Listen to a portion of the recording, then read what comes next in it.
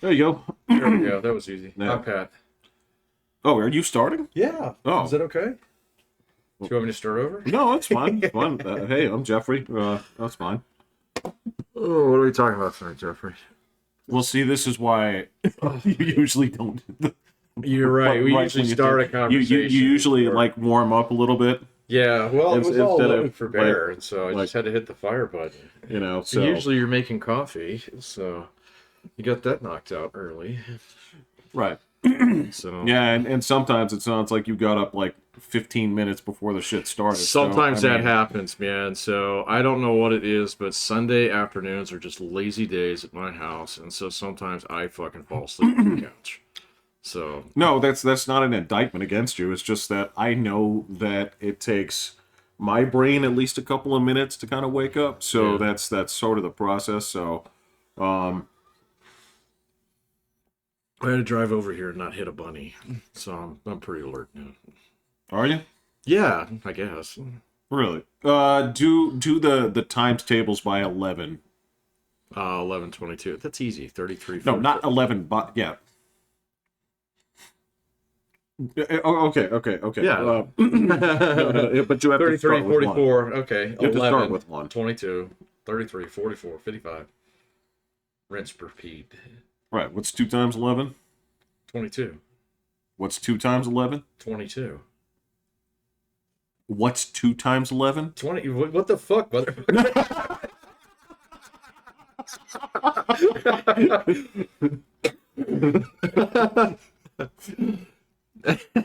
When people do that, so they can ask you the same question a couple times. You're like, I must be. Why are you asking? Why? Yeah. Yeah. No, you're with me, bro. How you doing today? What have you been doing? Manor Lords. All right, I've been playing that too.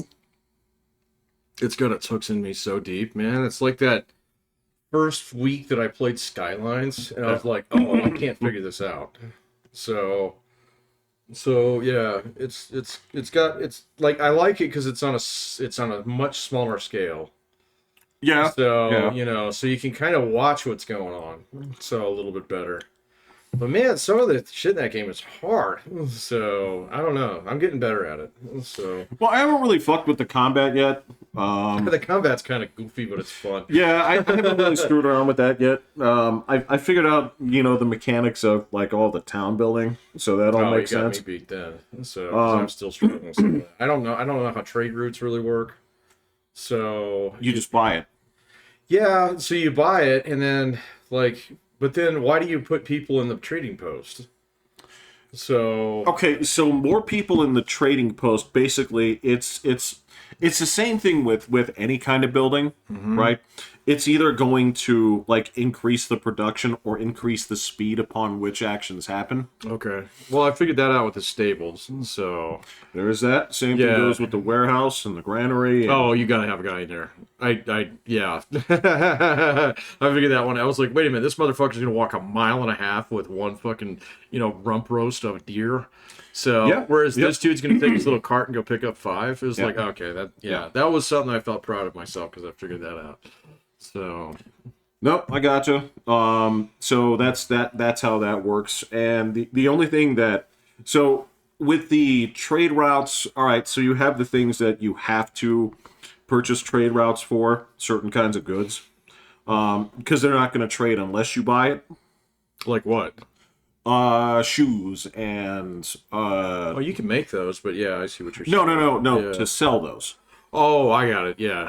Yeah. Yeah. So I've been selling like rocks and clay pots and stuff, or not pots, the roof tiles and stuff. Yeah, you can do that. Okay. Yeah, but I believe the tiles you have to pay for the trade route first. You do. Yeah. There's a perk in there that caps the trade routes at $25. So I noticed that one because there was one where I was doing multiple trade routes, but fucking A, some were like $200. So It's going to get way more expensive than that. yeah, well, that's as far as I made it, and I was like, well, that's not worth it. Well, I mean, it just depends. It may be or it may not, because I mean, depending on. So I mean, it all depends on the export price. Okay. So if you're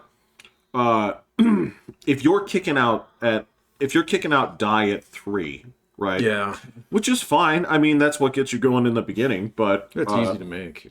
Yeah, yeah, it's just if you have berries or not. So you can do that to get going, but like the thing is, if you flood it, it's going to drop down to 2. See, I noticed that it gets that little arrow next to it Mm-hmm. that says it's flooded, and then you don't get paid dick for it after a little bit if you just crank them out. So So the secondary goods, like, so if you go from, I presume, well, actually, there's a few different ways to get furs. So you're going to get furs either way. Turn those into leather, right? yeah, with the tannery. Uh-huh. Yep. And then make the guys that make shoes and cloaks and stuff like that. Yeah, Because, I did the shoes. I haven't done the cloaks yet. okay, well, any one of those things, you're going to be able to trade at like 8. Oh, okay. So yeah, okay. So finished goods are going to be more. I've been trading like weapons, so Weapons, sure. Okay, if you're making Yeah. weapons, that's fine. Well, you only need so many because you can only have so many dudes in your army, Yeah, that's true. and there's nothing really else to do with metal. So you can make tools, but I don't know what they do. So they're like hammers, But I think there's a couple of things that need some tools to, Oh, you to might finish be right. completion, but I don't remember what they are. Right offhand. Yeah, Yeah. I know that you start with a bunch already. So yeah, mine always gets stole. yeah, that's always kind of whack. That's yeah. Yeah. No. No, I mean it's an interesting game. It's taken me a bit to figure out. Like farming took me a while to figure out. Farming is stupid. It's I get it, but it's bad. It's not really worth it. So, I mean, unless you have like I mean because like my hooking out was beer for a long time. I was like, how the fuck do I make enough beer? Yeah. So, and then it was like, oh wait, I can just import this shit. And then I had beer like flowing in the streets after that. So Yeah, but that costs a lot. it does, but it is a bitch to actually grow that stuff, man. You can't find like I mean, unless you got a map where everything's green. So and then sometimes like the bigger ones, you'll find a little bit of green on it, but you're not making a lot of shit. So yeah. Well, it's one of two things. You either have to have a good green spot, so you want a green spot for that, right? Yeah, you do. Yeah. But you can also just brute force it. Just have enough. So Yeah. if you have enough yellow, Yeah, Right. you can make it work. yeah, you can make it work. So Yeah, you can. No, I've done that with wheat a couple times. So yeah, flax isn't very nice to grow in. I guess the I haven't done any flax yet. oh So wow. yeah, because you use that to make like clothes or something. Yeah. Yeah. Okay. Yeah. Linen. That's what it is. Yeah, so there's 3 like cloth setups. One is leather. The other one is yarn. Is what that I turns have into. done that one with the sheepies. So Yeah, yeah, you're right. So it's linen and yarn. Yeah, yeah. yeah, I have done that. I didn't make them into cloaks yet though. So I was just making money off the sheep actually. Selling the sheep. Oh, okay. Yeah. So because you set up pastures and they like breed like rabbits. If you have that thing turned on. You got to have that guy. So you Yeah. got to have a guy in the sheep farm. Yeah. So, Well, and there's also a dude in there, or an ability, whatever they call it, the thing where you click on the top and choose the path where you go, where you put the development points. yeah, there's one for sheep. Yeah. You got to get that. Otherwise, no sheep for you. So yeah. No, it's interesting, man. So the combat's kind of fun. So it's just like guys are slow. They take forever to walk, to That's what where it seems like. yeah, to wherever they're going. Yeah. So, but that it's kind of nice because then like a battle, like an actual battle is a big fucking deal in that game. So like I did get one game up to the point in time where, all right, so Mr. Baron Batty took all the lands, and then he challenged me for one of mine. So Oh. and he brought an army. He hires up. He does what you do in CK2. He hires up all the mercs. So yep. And then but it takes him long enough to get there where there's usually it flips over to another month and you can get another batch. Oh. So okay. yeah, so you basically you do a merc on merc fight, or you can actually just use your guys. And your guys are better than all the mercenaries. So they really are. If you get them armored up and stuff like that. So they'll just I mean, Like it wasn't a huge. It was maybe like a 200-person battle. So It's a good size. it was fun In medieval times, I it mean, was a lot of fun. yeah. So yeah, I built a little shrine next to my corpse pit. That's cute. Yeah, because he actually managed to make it onto my land, and so it started rotting. That's disgusting. But no, I got you there. Yeah. Yeah, the thing that keeps getting to me is it really is early access. Oh yeah. Well, yeah, when you look at all the stuff that is developmentally missing. Yeah, there's a lot of stuff that's like locked, it's like, coming soon or whatever. There's a shitload of stuff on there, so like that. But I don't know, man. I think the core game is actually pretty good. It is. It makes me want the rest of the game. Yeah, exactly. Yeah. So I don't know, man. Yeah, because I even got into like, what's this castle builder thing do and stuff? I was like, oh, this is gonna be badass someday. I mean, What, around your own manor? Yeah. So, Yeah, it works. it was just wood though. But like stone is useless in this game right now, and so in the future it's actually gonna be worth a lot. So The actual blocks, because I think that's the most expensive. there are blocks in there. Yeah, I think that's the most expensive commodity in the game. stone blocks. Yeah, Yeah. I think you're right. Yeah, and you can't make those. So I would guess that's one of the missing buildings. oh, I guarantee it. So yeah, there's a lot of things. Like there's no cows, so there's a lot of stuff in there. There's no cows. There are lambs. There's not even a picture of lambs. But you can't eat them. So Weird. Yeah, it is. Yeah, it's definitely missing. The only way you get meat is by shooting deer, and you run out of meat so fucking fast. So yeah, you know. Yeah, it's kind of wacky. So, I mean, there are some things that seem like I don't know, man. I hope it's something. It says the dude's been working on it for 7 years, so I don't know. Yeah. Well, I mean, he just got a huge cash infusion. Yes, According to the Steam charts, he made up like $1 millionaire, and so he might abscond, and we never hear from him again. You know what? It happens. It does happen. It happens. And you know what? If that's the case, God bless him. But, laugh all the way to the bank, buddy. So. And frankly, were that me, what I'd do is I would turn it over to a team that wants to finish it, take the money, and let them do it. Yeah, I've seen them do that with other games. So, I would. Yeah. Well, if you've been working on it that long, you're bored of it. I don't know. So. Well, if you've been working on it that long, to bring it to this point, clearly you have some dedication to a project. Right.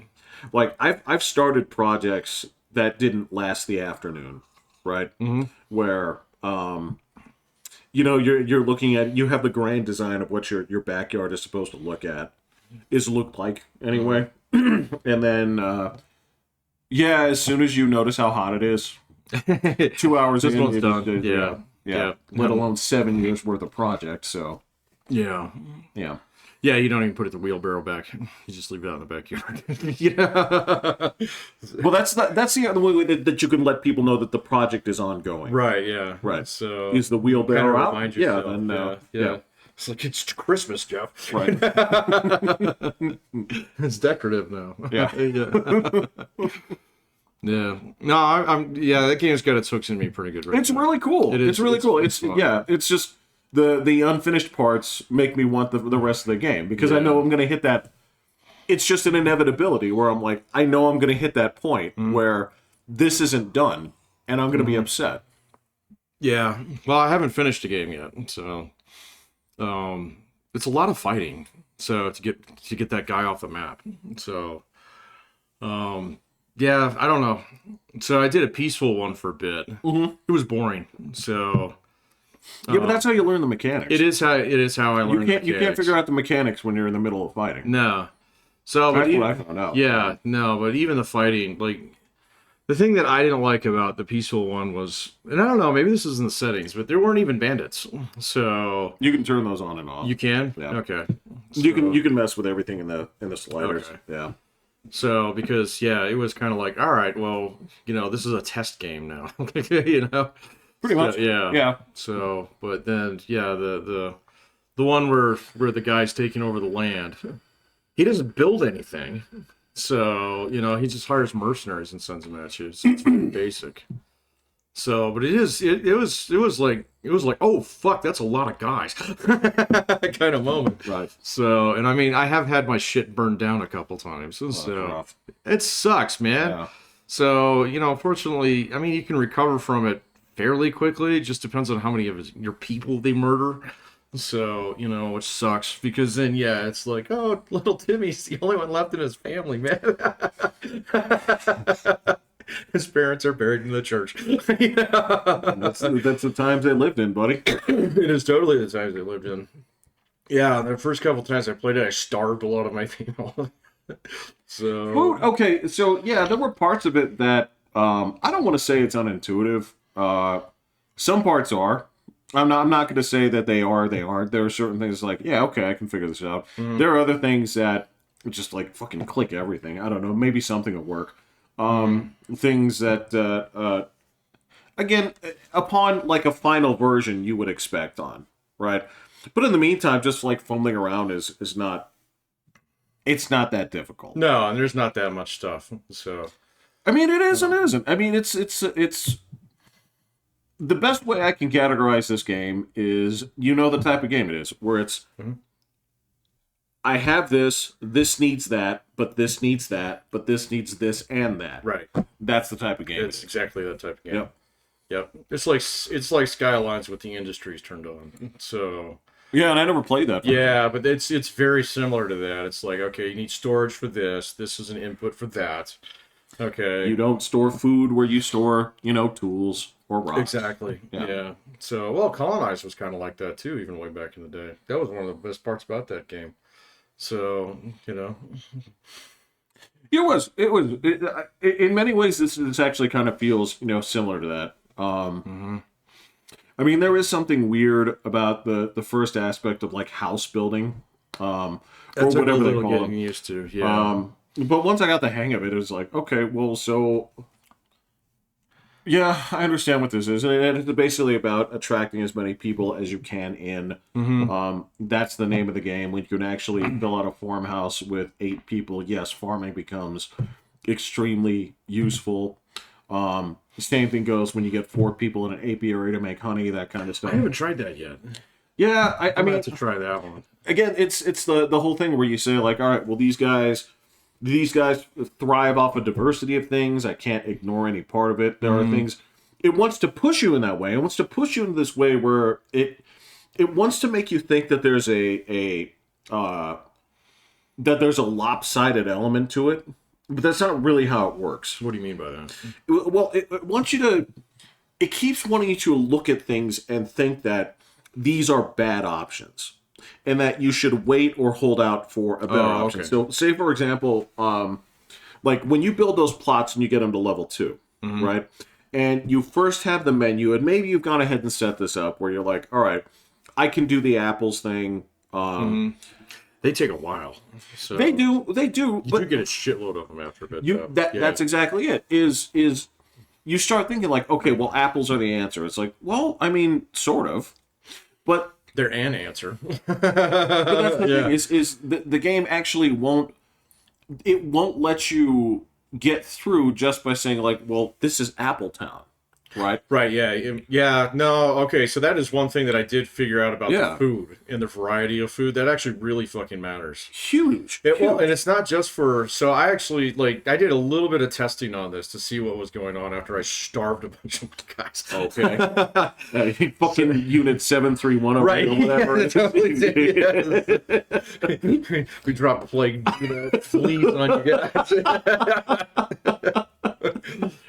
Okay, you guys are the control town. You guys are, you guys are Appletown Prime. So. It really depends on which group. So it's so you are. Here's your thing: is you're going to be the guys that eat nothing but apples. And they're like, well, that Right. sucks. And then you get to the next day, it's like, okay, so we're going to throw scalding water on you and then throw you out in the cold. I'm gonna put you in the pool and see how long it takes you to freeze to death. Yeah. So yeah, I know, man. But no, I did that with one town. I just made one food source in it to watch the consumption of it. So as soon as you add a second food source, all of your production goes up because your dudes, each family only eats one food per month. But if you have 4 different types of food, they draw a quarter of each of those. So meaning that everything else just gets spread around a lot more. So yeah, that took me a little while to figure out. Right. So That's when it became, it's like, oh, fuck. Okay, so berries and meat right off the bat. You got to Right. do both of these Right. in order to make it through Or that you got to first year. plant something, or you got to Yeah. get those plots up, and you're like, well, vegetables seem useless. Like, actually, they're They're not. great. So they take a little while to set up. I did some experimenting with that where I was making humongous vegetable farms.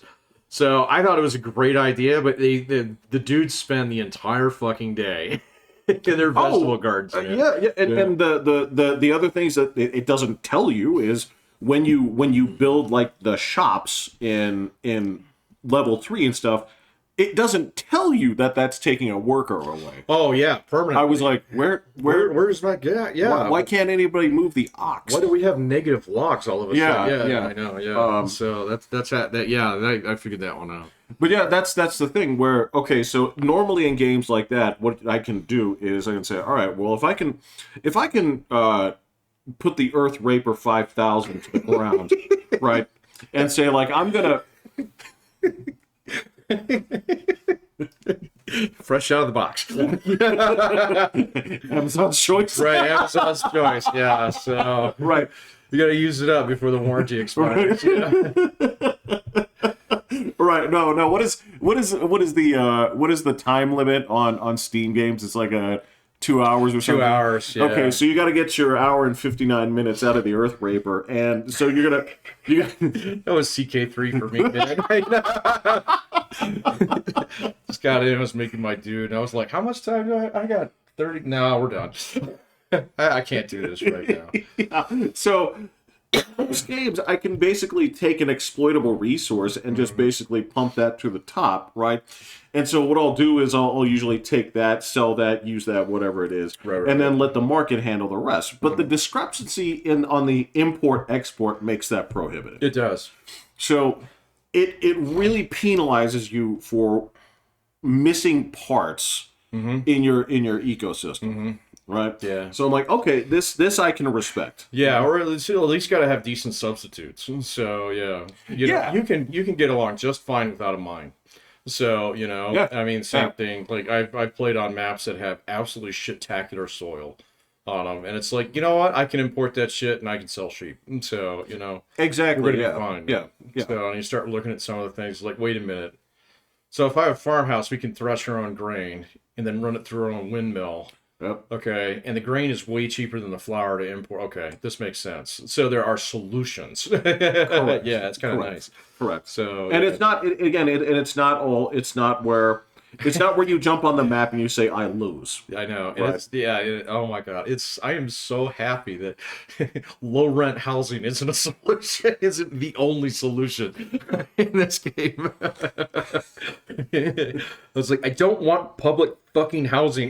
Bro, okay, so there is public housing, it kind of, but I mean, this was the other mystery. Like, I couldn't figure it out for a while. I was like, I built you guys like 10 houses, right? I'm like, why are migrants getting those houses and not you guys? But then I realized that I had to trash the camp to get the people in the camp to actually move into the houses. Really? Yes. Oh, I thought it just automatically disappeared. Not okay. So Oh, not if you go to another region. if you upgrade, if you upgrade, Oh, it, yeah. they keep the camp, but they count as homeless. Yeah, I found that out in the first one. I was like, oh well, I got 5 logs. This will solve homelessness. It's like, no, they're still homeless. It was like, what the fuck? So- Guys, I mean, it's moving ready. It's burnished. Yeah, but they're not.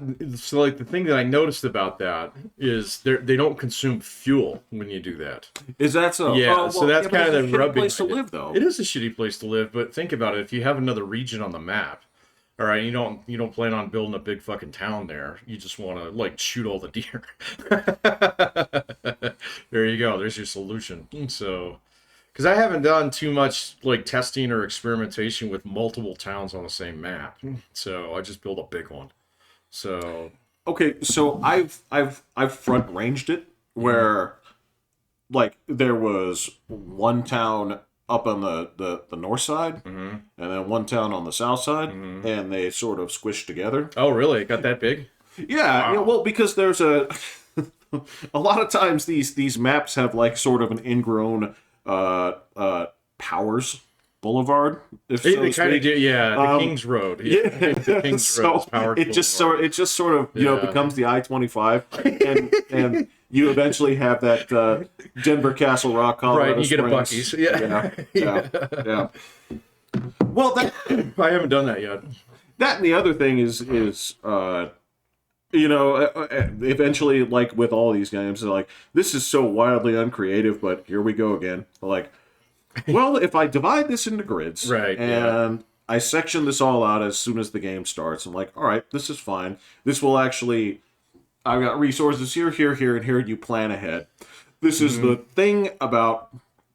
This is the thing about this that separates it from the city building and skylines, which I do love. However, if you play it straight, okay, especially the original game, Skylines. yes, where you jump in there and it's here's the limitation, here's the road that you can build, right? Right. And the road that you can build determines your pre-planning, right? Versus if you know that this is the only road you're going to have, Oh, you can plot accordingly, because that's it is. And again, that's part of the city's dynamic, where the punishment is well, I don't want to say punishment, but that game does have a magic eraser where, unlike going out there and like petitioning the government, and these people are like, "Ooh, we don't want liquor stores here," right? No, you could Get just your cannabis out of my neighborhood. yeah, you can take the bulldozer to anything at any time, You can. right? So yeah, Oh that's, yeah, you can't really do that in this game. you can tear stuff down. You can, but man, like if it's something big or expensive, that's kind of like fuck. So like it took me forever to figure out like where to put my the sawmill. So the saw pit. Yeah. I was like, well, maybe it should be near the town so that these guys can get the planks in there faster. And then I was like, no, that's dumb. It's like, well, maybe I put it way out here by the actual like sawmill so they don't have to grab the planks, but they still walk all the way from fucking town to grab the ox. So, and so just like experimenting with it a little bit was kind of fun. So just to see what kind of worked better. So what I actually did wind up doing was building 2 logging camps. So, and then turning one of them off for a year, and then turning the other one back on for a year, so that I don't like murder all the trees, which has happened a lot. So, Oh, I'm cool with murdering all the trees. I moved the log pit, or I moved the camp. Yeah. Yeah. Okay. So, yeah, and I've kind of settled on like charcoal is always my first go-to thing. So on the development tree, so okay. it's pretty powerful, man. So, and then you can sell that too, so it's pretty cheap. But when you have like fucking 500, you got like just absolute shitloads of logs or firewood sitting in your storehouse. It's like, well, go burn it, turn it to charcoal, sell it. So Yeah, that makes sense. I mean, I haven't gone that route yet, which is actually kind of a cool thing. And again, that's where when you get to that spot in there and you see all those question marks, right? You're like, shit. Like, this is where I want to see the rest. There's going to be a lot more stuff. Yeah. Well, and so like the whole thing with the diplomacy screen, I'm like, oh, this is going to be cool. So we drag and drop phrases into it. It's like, that's fucking clever. Right. So Right. I haven't seen a system like that in a long time. So I'm just sitting there thinking about it. Yeah, I'm actually like just tinkering with the castle builder. I was like, oh, this is going to be great. Yeah.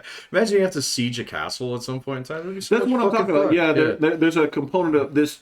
It's really weird because in this, there's, I would say, at least 2 or 3 games squished together that I recognize all of the DNA of. Yeah. It's got a lot of the what was the old Lords of Realm? Yep. Yeah. That's exactly the game I was thinking of, and it's got like a little smidge of like CK in it. It's got a little touch of CK in it. So it'd be interesting if you had to raise a family or something. So I don't know. Yeah, I don't need that in my Skyline. I don't know. So, although it was kind of cool. That was one of the cool thing about SimCity, that they always forced you to kind of like play a guy. You were the mayor. Yeah. And they could hold you accountable. So Right. yeah, but then they have that like civil disorder. It'd be interesting if there's actual crime. So, and stuff like that. So if you have to execute people and shit. So, because there was a game that was like that. Well, that was Stronghold. Remember, you could be a nice guy. So, and you know, like you put up the maypole and stuff, and everybody thinks you're just a really nice guy. Or you could build the cesspit and throw people into the stocks and stuff. Remember that? That was a long time ago. So, I'm trying to remember, man. You played that more than I did. that one was just a legit castle builder. So you Yeah. didn't really build the town. I mean, you put a town around your castle, kind of thing, but that was just to build the castle. So, but anyway, no, I'm having fun with it. No, absolutely, Yeah. man. It's absolutely a lot of fun. Again, it's something that yes, I am waiting for, additional stuff. And yeah, it's like this. I never played this, but what is this? It's from that same family. It's what the EU4. Oh, Europa Universal. Yeah, Yeah. I never played that one either. Yeah, there's this this thing that I saw here where like you could put stuff into the message, right? But it doesn't necessarily correspond with the intent of the message. So this one happens to be my favorite here. My king, we have sent a highly cultured letter to France.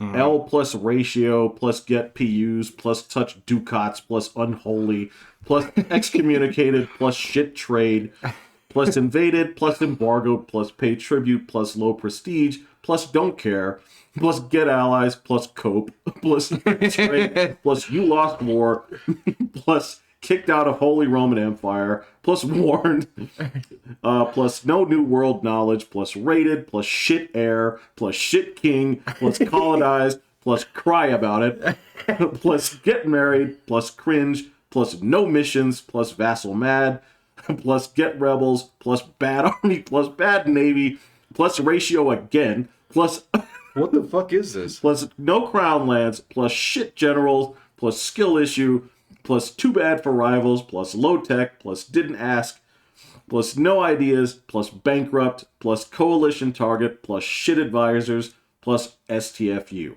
So, however, they have somehow interpreted it as an insult. That's what I'm talking about. Yeah, It's like okay. you can put the intent of a letter very differently than that. That's a Lord of the Realms thing. Yeah, no, I do remember that from Lord of the Realms. So, but I didn't know that was actually an EU4. So I watched a couple guys play it for a little bit. It was just way over my head. So, There's only so every one of those games is a time sink, and absolutely. I have to be picky and choosy about the time sinks in my life, man. It's if I'm going to commit to one, I'm going to commit to it versus, Yeah, and if it's a game of that scale, you got to know what you're getting into. See, like when I first started playing CK2, I didn't know what I was getting into. So, and then after, a good 10 hours in that game, it was like, holy fucking shit, this is the greatest game ever.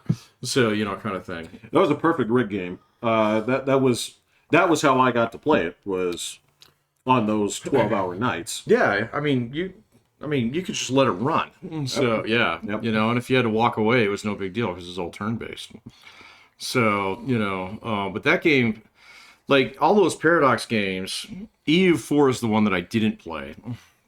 Because everybody's like, oh, this is the best one, blah, blah, blah, blah, and it's like, it looks complicated. I don't want to do. Yeah, it took me forever to learn CK2. So, and then I played all the Hearts of Iron. So they all fucking suck. So Aren't those the ones that people love? they do love them, man. And the whole reason why they do it is because you can get as nitty gritty on details as you want. The last one was so insufferable. So because so like the tech tree had thousands of things on it. So, and then you decide like your own divisions and how many battalions they have and what kind of tanks they use and all kinds of shit like that. And then, like in all those games, I play as America because fucking kill Nazis. But Sure. yeah, and so, but The thing that like really frustrated with me that game is like, okay, so you see everybody else fighting and you're building up this badass army to go save, the world kind of thing. Sure. And then you land it in France and you get slaughtered. So because you have no fucking clue what everybody else has. So at that point, yeah, it was absolutely. And I tried really hard to get that game over and over and over again. The first three, I mean, well, actually, I don't think I ever played.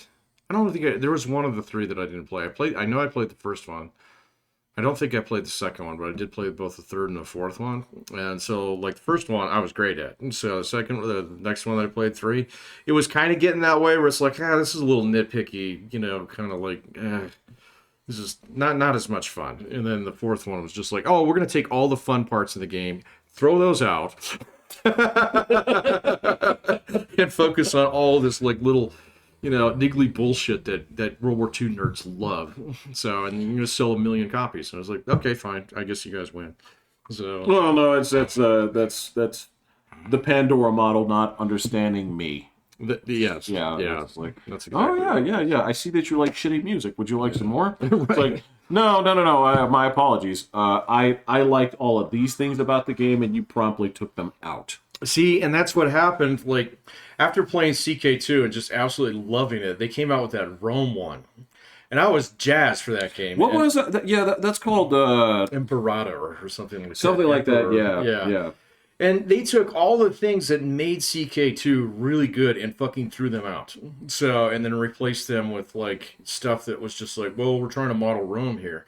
And I was like, well, family line really fucking matters in Rome, but not here. So, so it's like, I don't play as a family anymore. I play as a country, basically. And I was like, well, I don't want to do that. So that was what made CK2 so fucking cool. So it was because, I am the king. Well, the state is me. No, man. It's what you're talking about is basically you're talking about like the golden era of racing games, right? And when I say that, there was a point where you just couldn't push simulation far enough to make it feel realistic, but you couldn't go too far into the cartoony camp, or you were playing something else. So there was this golden era where it was, we have to accept that there's an element of abstraction to the game, and we have to lean into that to make it fun. Yeah, is that like the old F-Zero days? Stuff like that. Yeah. Now, granted, these games still exist, but it doesn't feel the same in an era where that's purely like an aesthetic choice now. You can actually really get in there with this. But yeah, that's sort of the same thing. Is sometimes the closer that you push towards reality is like, fucking I live in reality. Yeah, no, I don't need to be doing this. Yeah. No, and that would happen all the time with like some of those genres where it was just like, all right, guys, and I mean, war games are very guilty of this, and that, I mean, Hearts Iron is just like the best example of that, but even with some of the sim games that we've played over the years, so just like Civilization, it's like, actually, you know what, Civ 1 is fucking gold, so, I don't need 1,000 different unique units, all right? So that make like the Zulus badass on defense and the Aztecs kick ass on offense. So it's like, okay, just a couple here is fine. And that's what made Revolution so much fun. So because it took a lot of the really tedious stuff out of Civ 4 and just, it was like, you know what, let's just bare bones this thing down to like what's actually fun about the game and make it playable in 2 hours. So, Well, all right, so... And so with Civ Revolution, I mean, it was a mostly modified version of 4, with a lot of attention paid to how can we keep the spirit of this and streamline it so that it would work on a controller, and they did it. And they did it. They did it beautifully. I mean, even just think about the resource loads in there. I mean, it was like way tamped down. It was like, no, actually, you know what? There's only like 3 things that matter. So. And it's like coins, resources, and science. So that's what you get. And I was like, thanks. Yeah, and you can use those in different ways. Don't get me wrong. But yeah, that was the gist of it. And again, I wouldn't fault anybody the complexity of it, right? But to want more of that. But if it comes down to it, like. So every one of these things is going to have basically a triangular model. You know this. It's a rock, paper, scissors, right? And it's just a question of it's like you have three basic, tenets of this, but eventually you can get in there and say it's like, well, so that's too simple. So what we need is a middle unit between rock and scissors, and we need a middle unit, right? And it's the question of how many times you have the rock, the paper, and the scissors, and you have that, and you have that, to basically, make the same thing. And look, in that sense, those type of things are very rewarding to the people who can handle that. But to me, like those sort of things, eventually they come down to a game of dexterity. It really They do, yeah. It really does. And that's not to say that I agree that there's any fault of that whatsoever. Because if you like that, if that's basically what gets your brain off, like go for it. Yeah, more right? power to you. Yeah, absolutely. Because if you're going to go that far, you're in RPS territory. Or RTS territory. RTS territory. And that's where you belong. Yeah, exactly. Right? Go play some Dota. So yeah. And go. I mean, it's designed just for that. But sometimes people try to put that into like strategy games a little bit too much. Yeah. And you sort of walk me out the door. Like you guys have got to pick one of these things because my brain is going to settle in one of two modes. Right? Am I going to think this through, or have I basically like turned off my targeting computer and I'm flying by the force? right. Yeah. Right. Yeah. Right. Yeah. Yeah. No, there's definitely. I mean, in my games that are like that they cut into two such distinct camps, so that they're not even the same genres when I want that out of a game anymore. Yeah. And RTS, they just don't fit anymore. Now this one, like Manor Lords, it's got a little bit of RTS in it, but I like it because it's slow. So your guys don't move very fast. So they walk as fast as they can walk. Yeah, and it's like, that's great, man. So, like other games, it's like, I can't think that fast. Well, and think about the frustration for somebody who has more of a RTS mindset, looking at this and say like, well, how do I employ Los Tacticos? Right, yeah. Los Tacticos. Yeah. Like, so you're moving as fast as you can in full armor and in formation. In formation. It's I get it. I get it. Yeah. I totally get it. So yeah. So how do I bloodlust these guys up? Yeah. No, and like I would say this too, like in the same vein, if I were playing Call of Duty, right, and I'm over there basically, working my little M4 or whatever, and peeking behind corners, but at the same time, I also have to like hit Alt-3 to go to the over map. And I have to see how much bread is left in. Right. Yeah. Exactly. It's like, wait, why isn't this upgrading? Right. Wait a minute, we're out of cheese. And I have to look at these logistics routes, and I have to like look through like 45 like individual like sexual harassment complaints and all these other things. Right. Right. Because it's indicative of my rank. Right. Right. That wouldn't do it for me. So I guess for me, there's a little bit of some genres squished together well. So city builder plus inventory manager.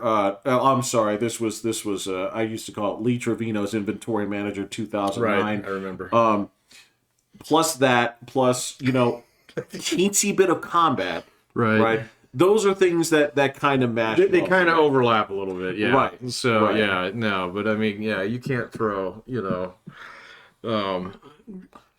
any hint of Warcraft 3 in here. Like, how fucking pissed off would the Warcraft 3 people be, like, if they're playing the game and, like, midway through, this battle, they find out that, the king, you see, he thinks he's a werewolf now. Right, and he's ordered the troops back. Right, the king just barks like a dog. So they're like, well, you can't order them back. Okay, well, so it's just actually, then we have to put it in as a numeric penalty. Right. So all your units are working at half efficacy. You would have these people saying, this is the dumbest game ever. Yeah.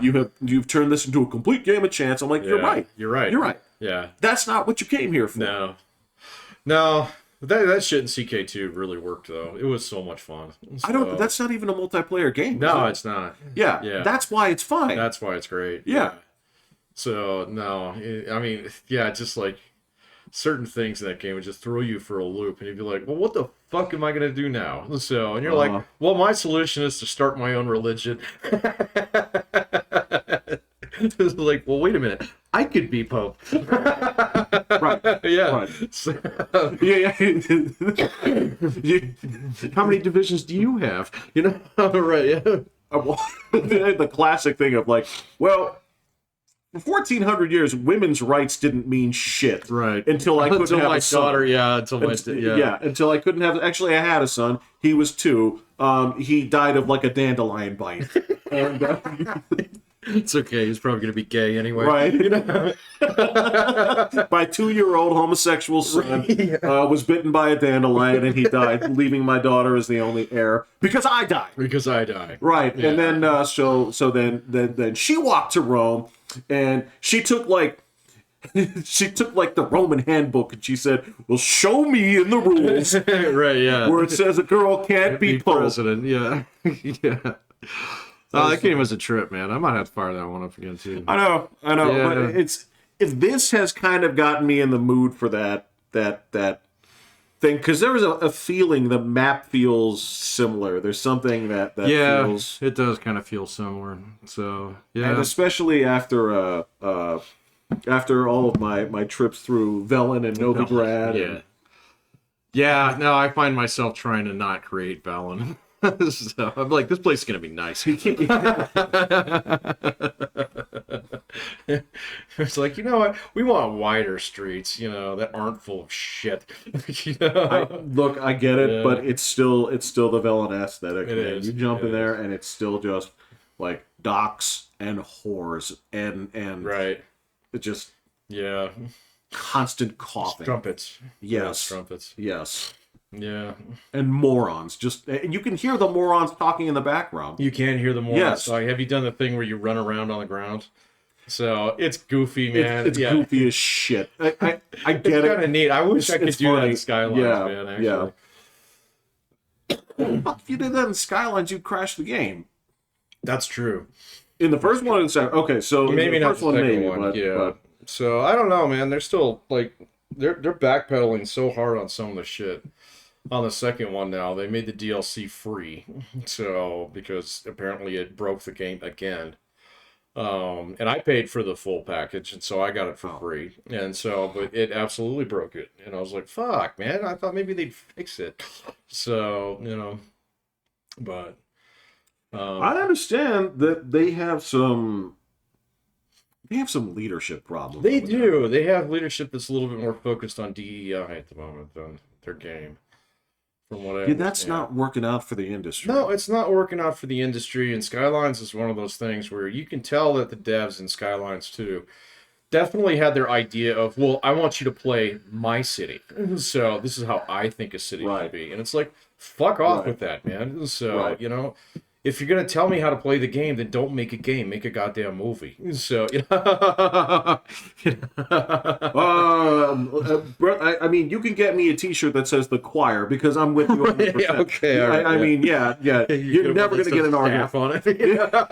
You're never gonna get a fight out of me on that one, man. Because yeah, that's you and I. Okay, so there's a certain thing to like city building, and this is something that I always appreciate when games let you do this. Is like there are times when you're like you're looking at this and you're saying like, yes, I want to create a Jetsons like future. Right, yeah. Right? But there's other parts where you're saying, like, actually, no, I want part of this to be 1970s New York. Yeah, exactly. I want this to be the Bronx at its roughest. Bronx at its roughest, the I fucking. want the L. So, yeah. You Yes, know, yes, yeah. So- You're talking about, like, fucking, like, what were the bad streets back then? It's not Canal Street, but, no, the one that they cleaned up that used to be the meatpacking district. Oh, in New York? Yeah. Yeah. Yeah. I know what you're talking about. It's And- down by the fish market. Yeah. And it, South Streetport, I think. it was just the shit town of area, but it had personality. Uh-huh. But Well, that's right where Chinatown was, too. Just- So yeah, you this is what I'm walk, talking you about. walk 4 blocks away and it's a completely different town, man. Yeah. So, yeah. yeah, No, and that was fun in those cities. Like, so no city builder was better at that than SimCity 4. So because that game did not like if you had a crime-ridden neighborhood where there's a body hitting the floor every 15 minutes, that game did not give you shit about it. Skyline sure as fuck did all the time. So you're like, no, we all live in the Finnish utopia. So where everybody is super educated in very small classrooms. There are. Okay. So yeah, it's like, wait a minute. Actually, you know what? You guys got this backwards. You know that rich people actually produce more garbage? So not less. So You know, a statistic blew my mind the other day. When they talked about ownership of quote unquote luxury items. Right now, I'm not talking about the things that are just flat out of reach for people. So, Jeff Bezos's yacht is clearly out of this category. Right. Yeah. But when they talk about luxury items, like with clothes and handbags and stuff like that. Oh yeah, you get the actual Louis bag. So yeah. Well, it turned out that these are actually they don't sell as well with the intended demographic. In fact, it's the lower classes that buy them. Yeah, exactly. So, well, that's the whole thing with Nikes and shoes for years. Because, like, if I can only afford one nice thing, it will be this. So, you know. Right. That was always the phenomenon behind shoes, especially in, you know, street neighborhoods. And so, you know. Whereas, yeah, people who have more money to spend are a little bit like, well, I'm not going to spend it on shoes. No, I'd rather live in a nice neighborhood. That's yeah, I'm going to spend my money on my house. Yeah. So, yeah, you know, I'm going to take a nice vacation every single year. I didn't make all this money spending all of it on fucking shoes. That's dumb. Well, yeah, no. And I mean, that's just...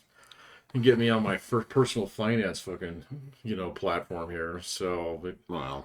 I mean, I see it all the time. So it's like, yeah, you know, nice things are for people who can afford them. It doesn't mean that you don't deserve them. You just can't afford them. And so if you keep doing that shit, you're never going to afford nice things. So you have a bag. You have one shoe, you know, one decent pair of shoes. You got a nice suit. So who knows? Maybe you got a car. All right, that's a really nice car for the neighborhood you live in. But you park it in a place where you better watch that motherfucker because it's going to wind up on blocks. So you know, I mean, see that all the time. That's not to criticize or say that you should never own or put money into a nice thing. Absolutely should. Yeah, absolutely should. So, but I mean, like a lot of it is just people trying to convince themselves that they're not in the situation that they're in. So I've seen that. Yeah, dude, I've seen people who are twice as old as me make that fucking mistake. So throughout my life, throughout my life, it's like, wait a minute, how much money did you spend on that car? Why in God's name did you do that? So it's like, don't you have debts to pay off? So, you know, or something like that. And it's just, oh, well, you know, that'll work out in the long run. It's like, no, it won't, man. You know, so you're not going to get where you want to be by, you know, trying to jump the line. So, well, it's like we talked about it. It's that business model of like, you can't just always swing for the fences, man. It's death by 1,000 paper cuts. You gotta scrounge every dollar sometimes. And again, it's not to say like, because I've spent on irresponsible things. Not.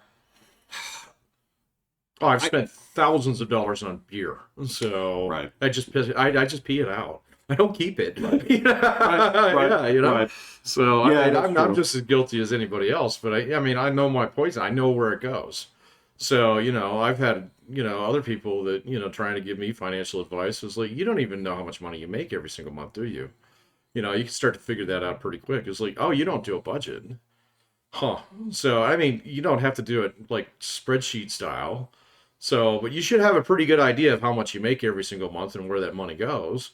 So, but some people just don't. It's like, oh, well, I had $500 left over, this month, and so I must be $500 up. And I was like, no, that's not what that means. Well, okay, you know what? And that is the other thing, man. Is I don't know if this is just, I don't know if some brains are wired for this and some aren't.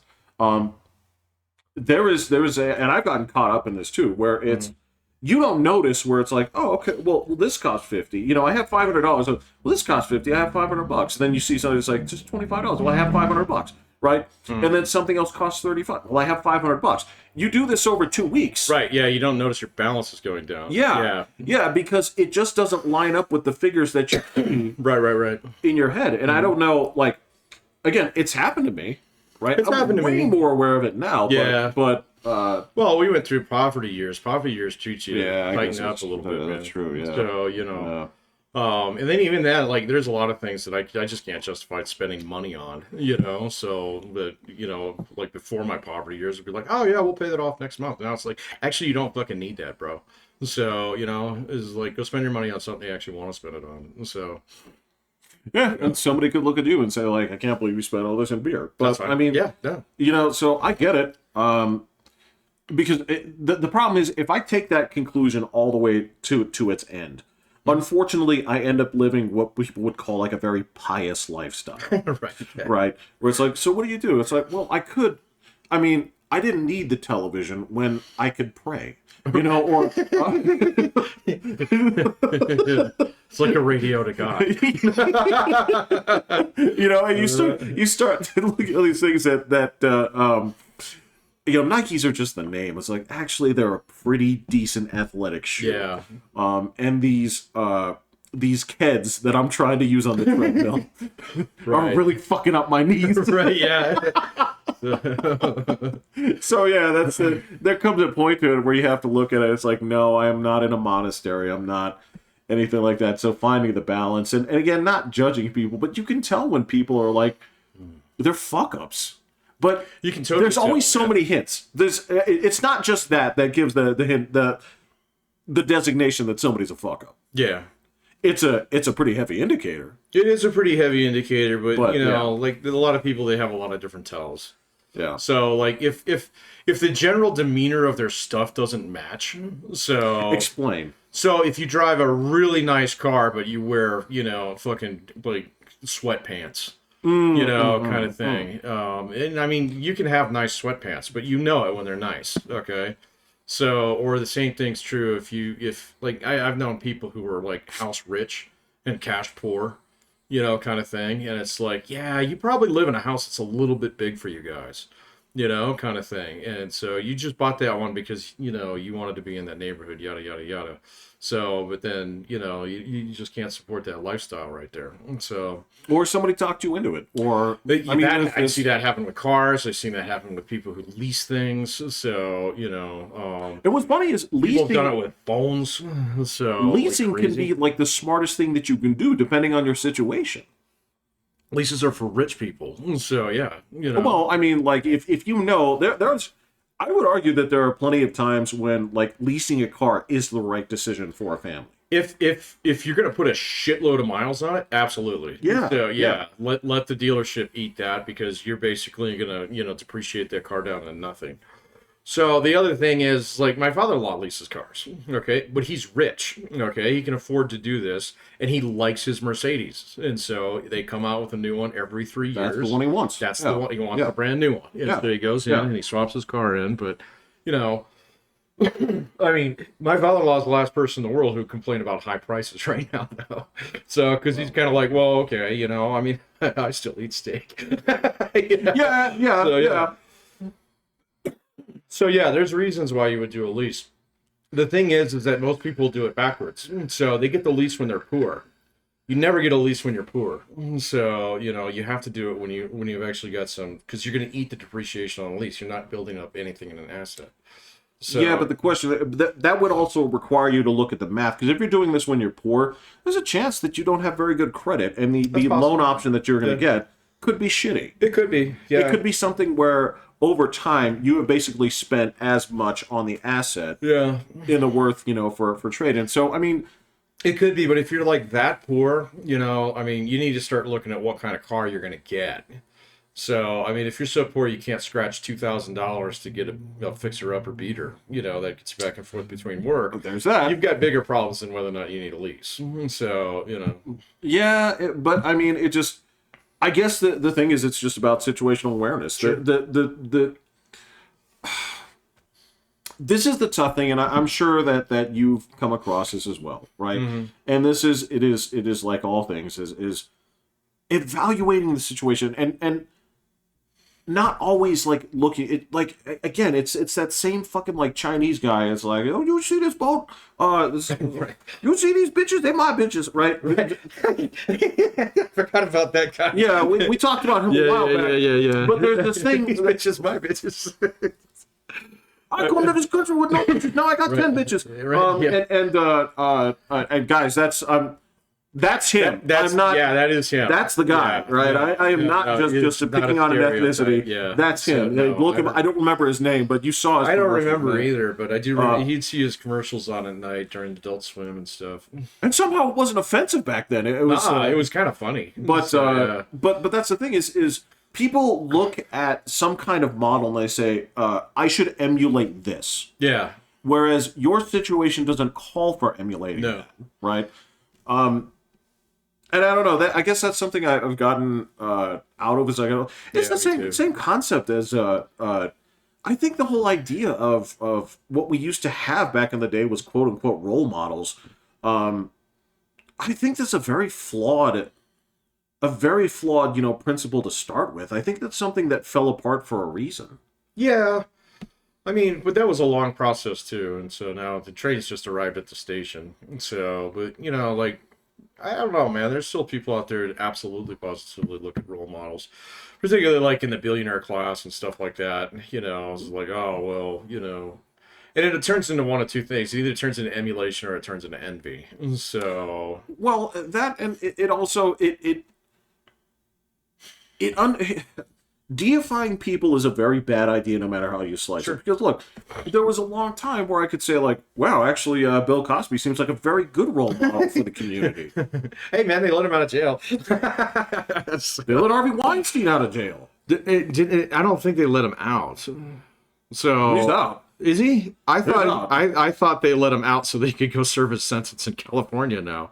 So he's not out walking free. I don't think so. I'll look at the details. Yeah. The thing I saw was that he was out. I know that he got his case in New York got dropped, but he was still convicted in California. He still has to serve that sentence. So I'll look into it. Yeah. I'll look into it. But yeah, this is what I'm talking about. Is same thing we used to we'd look at athletes and that kind of thing. Say these. You find out they're all scumbags. Yeah. This is not to pick on anybody. It's like they're human beings. Yeah. No, your role model should be a lot closer to you than Michael Jordan. So Well, theoretically, your role model should live on your street. Yeah, or be your dad or something, or your pastor or something like that. So, it should be somebody that you can call. Right. Yeah. Right. So because that's true. You can't like dial up like Taylor Swift and be like, oh man, my girlfriend's giving me a hard time. What would you do? What would you do, What would you do? Right. She's like, you know what? We've known each other a long time. All right, I'm going to tell these guys here at the show. I'm going to tell them to chill for like 15 minutes. We'll talk for a little bit, and we'll this out. They'll understand. They'll understand. Yeah. No, yeah. So I think you're right. Some of that has gone away. So I look at my daughter and like her role models and stuff like that. They're completely different than what mine would have been when I was her age. So I don't even know. I don't even know who kids would. Oh, there's like they cycle through them a lot faster than we used to. So like if you were a Bruce Willis fan way back in the day, you were for a decade. It was part of your identity. Exactly, it was part of your identity. And now my daughter, she'll rotate through them about every 3 months. So different YouTubers, different streamers, different bands. So to tell you the truth, so No, that was part of the deal. Was if you liked a band, you had to defend them to the death. Yeah, you had to get their T-shirt. You had to go if they came to tour. You'd had to go minimum 5 years. Minimum 5 years. It was a sentence. It was a sentence, but you had the thing is you had a couple of escape routes in the clause that could get you out of it. Like, say for example, if you were like a Judas Priest fan, right? And then when it turned out that frontman Rob Halford was gay, you could defend. You could. I mean, that was in the clause. You could jump out here. Yeah. Right? It had a severance clause in it. Uh-huh. Yeah. Uh-huh. So, yeah. Now, that's not to say, like, for me, if I look at any of their old videos, there should be no kind of... No. It should be pretty straightforward. Ambiguous. But I mean, hindsight is what it is. It is. Yeah. Well, yeah. It had a combination of two things. It was metal and it was British. So I don't know if, like, leather and stuff seemed to cross over with that. But it also crossed over into gay. Yeah. And that's fine. That's fine. Yeah. And this is coming from I've seen him solo in person. I was like, wow, he's actually pretty good. Yeah. Super gay. Super gay. Totally fine. But yeah, there were a couple things, like there were some people who got out. So there were some people who were able to break their contract with Metallica when what, all four of them got their hair cut at the same time. Yeah, exactly. It's like, is he wearing a tie? Yeah, you can jump out here. Yeah, you had to go if you were gonna stay hardcore, you had to go a little bit more hardcore metal at that time. And oddly enough, there were people that said, well, they sold out at the Black Album. It was like, oh, okay, well, there are a lot of people who said that. All right, like that's they cut fine, their hair. I guess. Well, no, they didn't cut their hair for that one.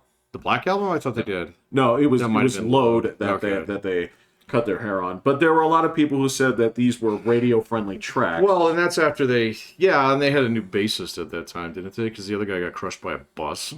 So, am I remembering that correctly? You are. Okay. I don't remember the whole story, but you're right. But it's not like the bassist is the person that really... No, but there was like a 4 or 5 year hiatus there. So you were allowed... I mean, if your band went missing on you, you were allowed to break contract. So... Especially if they came back with something weird. Yeah, exactly. It's just like, wait a minute, now it's just Jerry Cantrell? What happened to Chains, man? What? Okay. Now, okay. So, yes, obviously a death can get you out of that contract. It can. Yes. Yeah. So that definitely was one. And I get it. Yeah, but no, I mean, yeah, it's like your role models need to be a lot closer to home than that. So, I don't know, man. Yeah, that kind of has changed then. Like, because, I mean, shit, man, growing up, people had Batman as their fucking role model, I know. Yeah. So now they're like, nah, I'm good. Just watch the movie; it'll be fun. Well, that's the same kind of. There was a different level of forethought. Now, and that's not to say that there weren't impulsive thinkers back in the day. Sure. But there was a level of, well, no, I'm not going to get this tattooed. Why? Because maybe I won't be in the Navy forever. Right, yeah, exactly. Yeah. So right? Whereas you see people and you'd be like, wait, so you got like the flux capacitor from Back to the Future just because you like the movie? Tattooed on the back of your head. Yeah. Like, yeah. You got a pop culture item tattooed on your head? Yeah. Well, people still do that. So, I mean, tattoo culture is ubiquitous now. So, it's everywhere. It isn't as prevalent as I thought it was. It's not as much as it was. Like 10 years ago, it was hot. And so, and everybody wanted tattoos. And there were fucking tattoo shows on TV and stuff. And all kinds of stuff. Yeah. So, but then it's kind of like weed, man. So, when they passed, what is it, Amendment 64 here, it was like, oh my God, the whole state is going to go, completely crazy on us. But actually, you know what? Amendment 64 just meant that people who were doing it illegally didn't do it illegally anymore. Right. It didn't mean that a whole bunch of people said, oh, well, great, it's legal. Let me sign up. So, there were maybe a couple. So it wasn't this huge flood of people who suddenly decided, oh, well, the only reason why I didn't do weed was because it's illegal. It's like, no. So, yeah. And the same thing's kind of true with tattoos. If you're going to get one, you're going to get several. All right. And if you're not, you're not. So, and I mean, no amount of popular iconography out there is going to actually get you, to sign me up for, the fucking Globe and Anchor. So, yeah. No, no, not at all. And again, I don't have a problem with this. You do what you want with your body. That's fine. That I also reserve the right to criticize you. Right. Yeah. I mean, I've definitely seen some people take it with a little bit too far. It's like, wow, actually, your whole face is blue. That's weird, man. So. Well, that, or you looking and say, well, this looks like shit. Or I've seen a lot of shit tattoos. Or these are all things that I would say, like, this is all meaningless trash. This is just, these are things that you like. What exactly? Well, it's like bumper stickers. Well, that's what I'm saying. Yeah. So like, what insecurity do you have about the things that you like, that you choose to identify yourself Yeah, by well, these I mean, things. yeah, but I wouldn't say that everybody who gets tattoos is insecure. So, No, I'm not saying Yeah, that, okay. but I mean, there's certainly an element of it. Well, sure. I mean, but There has to I be. mean, well, yeah. I mean, just just by sheer numbers, sure. So, I would argue that it's a close to 50% motivator. maybe. I don't know. I've never really looked into it. Well, okay, so first let's look at the barriers. It hurts. It does. So, Yes, it hurts. yeah. It takes time and it costs money, Yep. right? So that's a barrier to entry right there that you have to overcome in order to do Sure. this, right? And then it comes down to the question of what exactly are you intending to do with this? Uh-huh. Yeah, I don't know, man. I mean, I like of the people that I know who've had quite a few tattoos. I mean, I don't know. I mean, there's maybe like one or two out of that group who are kind of like, you can tell that they're compensating for something. It's not a question of there's compensating, it's a question of definition. Well, yeah, and so it's like, well, if I do it this way, then I commit to this or something like that. I don't know. But then there's a lot of other people that I know. They were drunk and did something stupid. They were in the Navy, and so Yeah, no, that I understand. or they're in a biker gang, So and it's expected. Or you went to prison, so Right, you're talking. That's the thing is you are talking about basically. You're talking about the same group that would have gotten those things 50 years ago. Yeah.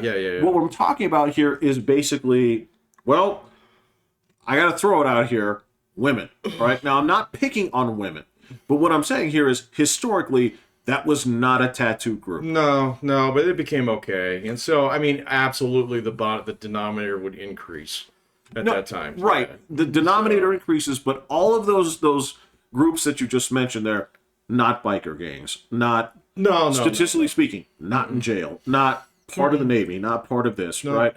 It's primarily stuff that's either like decorative, Okay, so I do see a lot of decorative stuff, right? where It's either decorative yeah, or it's just like crap. It's just I don't mean it as that. I mean it as like pop culture-y. yeah, White Rabbit kind of stuff. Yeah. Yes. No, I got Yes. you. Yeah, I've seen some of that. To be blunt though, I don't see as much of it as I used to. No, So, like I said, yeah. I saw the numbers on it, and it was lower than I thought. It was something to the tune of like 30%. Oh, well, that's higher than I thought it was, but sure. I thought it was 50. Oh, but no, I no, don't think that, it was that high. but So- yeah, it wasn't as high as I thought. It was like 28 to 30%. And yeah, that's sort of Yeah, the okay. Yeah. I don't know. I mean, like, yeah, I don't know, man. I've seen some people go whole hog on it. So, it's like, okay, yeah, you got you got the actual PTSD, and so tattoos help Yes. you. Got it. All right, so. But then I've seen other people who's like, oh, you've got a meth problem. So, yeah. why does this go together with tattoos so well? I don't understand. There's that. Yeah, it's the same thing. There's no version of this where I can say that okay, well, you have 22 piercings in your face. There's no version of that where I can say you're healthy. Yeah, I know. It's like, what's going on with you, man? So, yeah, exactly. So That's I've what seen I'm talking about. You That go is through not a rough part in your life or something like that. Yeah. exactly. There's no version of this where I can say that this comes from. This is not expression. This is not whatever. No, this is a cry for help. So Not necessarily a cry for help, but basically it's your way of dealing with the issue. Right? Yeah. Okay. But that also means that you're not healthy because that's not how you deal with issues. Right. Yeah. No. I mean, you. Yeah. Okay. I've known a few people like that too. And it's in the same family, man. It's in the same family. Frankly, I hate to say it, that's the same place where a lot of like overeating comes from. A lot of and we're gonna see this here. This is why we're gonna have a black mark in history. Is that's where a lot of gender issues come from. Yeah. Yeah, so that thing's been kind of pushed. Did you look and see what was the NCAA? What did they say about that? Fuck. Yeah, I didn't either. All right, we'll have to take a look at that Yeah. before we get into that. But that's been kind of pushed off the burner at the moment. Well, I know it doesn't take effect until August, so Yeah, we'll see what happens with that because it's just May. yeah. I mean, campuses got their own issues right now too. They do, don't they? Yeah, they sure do, man. So They're finally doing what I asked them to do. Yeah, well, they stormed, what was it, UCLA the other day. I didn't know this, but there are malefactors out there who are organizing these things, Jeffrey. Yes, there So, are. who don't go to those schools. That was pointed out to me the other day. So, not by the ex, because. I told you about it. You and I were talking about this, yeah, but no, yeah, I actually found some articles about Yeah. it. So, Yeah. I was like, huh, that's interesting. Those guys don't even go to Columbia. Neat. So, not only do they not go to Columbia, they couldn't find Palestine on a fucking map with Palestine labeled. That's pretty small. On a map of Palestine. On a map of Palestine. Yeah. Okay, got it. So. No, they have no idea what it is. Yeah. No, that's not what it's about. It's about I hate fucking America and I don't want to work for a living. So, that's what it is. So, and I totally get it. But stop trying to tell me you're some kind of like freedom fighter, You're not a freedom fighter, and you know what? Fucking leave the Jews alone. Like, you will never, like, beating up Jewish people on campus or stopping them from getting them where you're going. Yeah. Some of that was a little overplayed, though, too. It was like, oh, he stabbed my eye. It's like, you didn't stab your eye out. Come on. So, No, they didn't stab it up, but they got bonked pretty hard. He did get bonked pretty hard, okay? So, but call it what it is. So, Yeah. He didn't use a fucking, like, salad fork. No.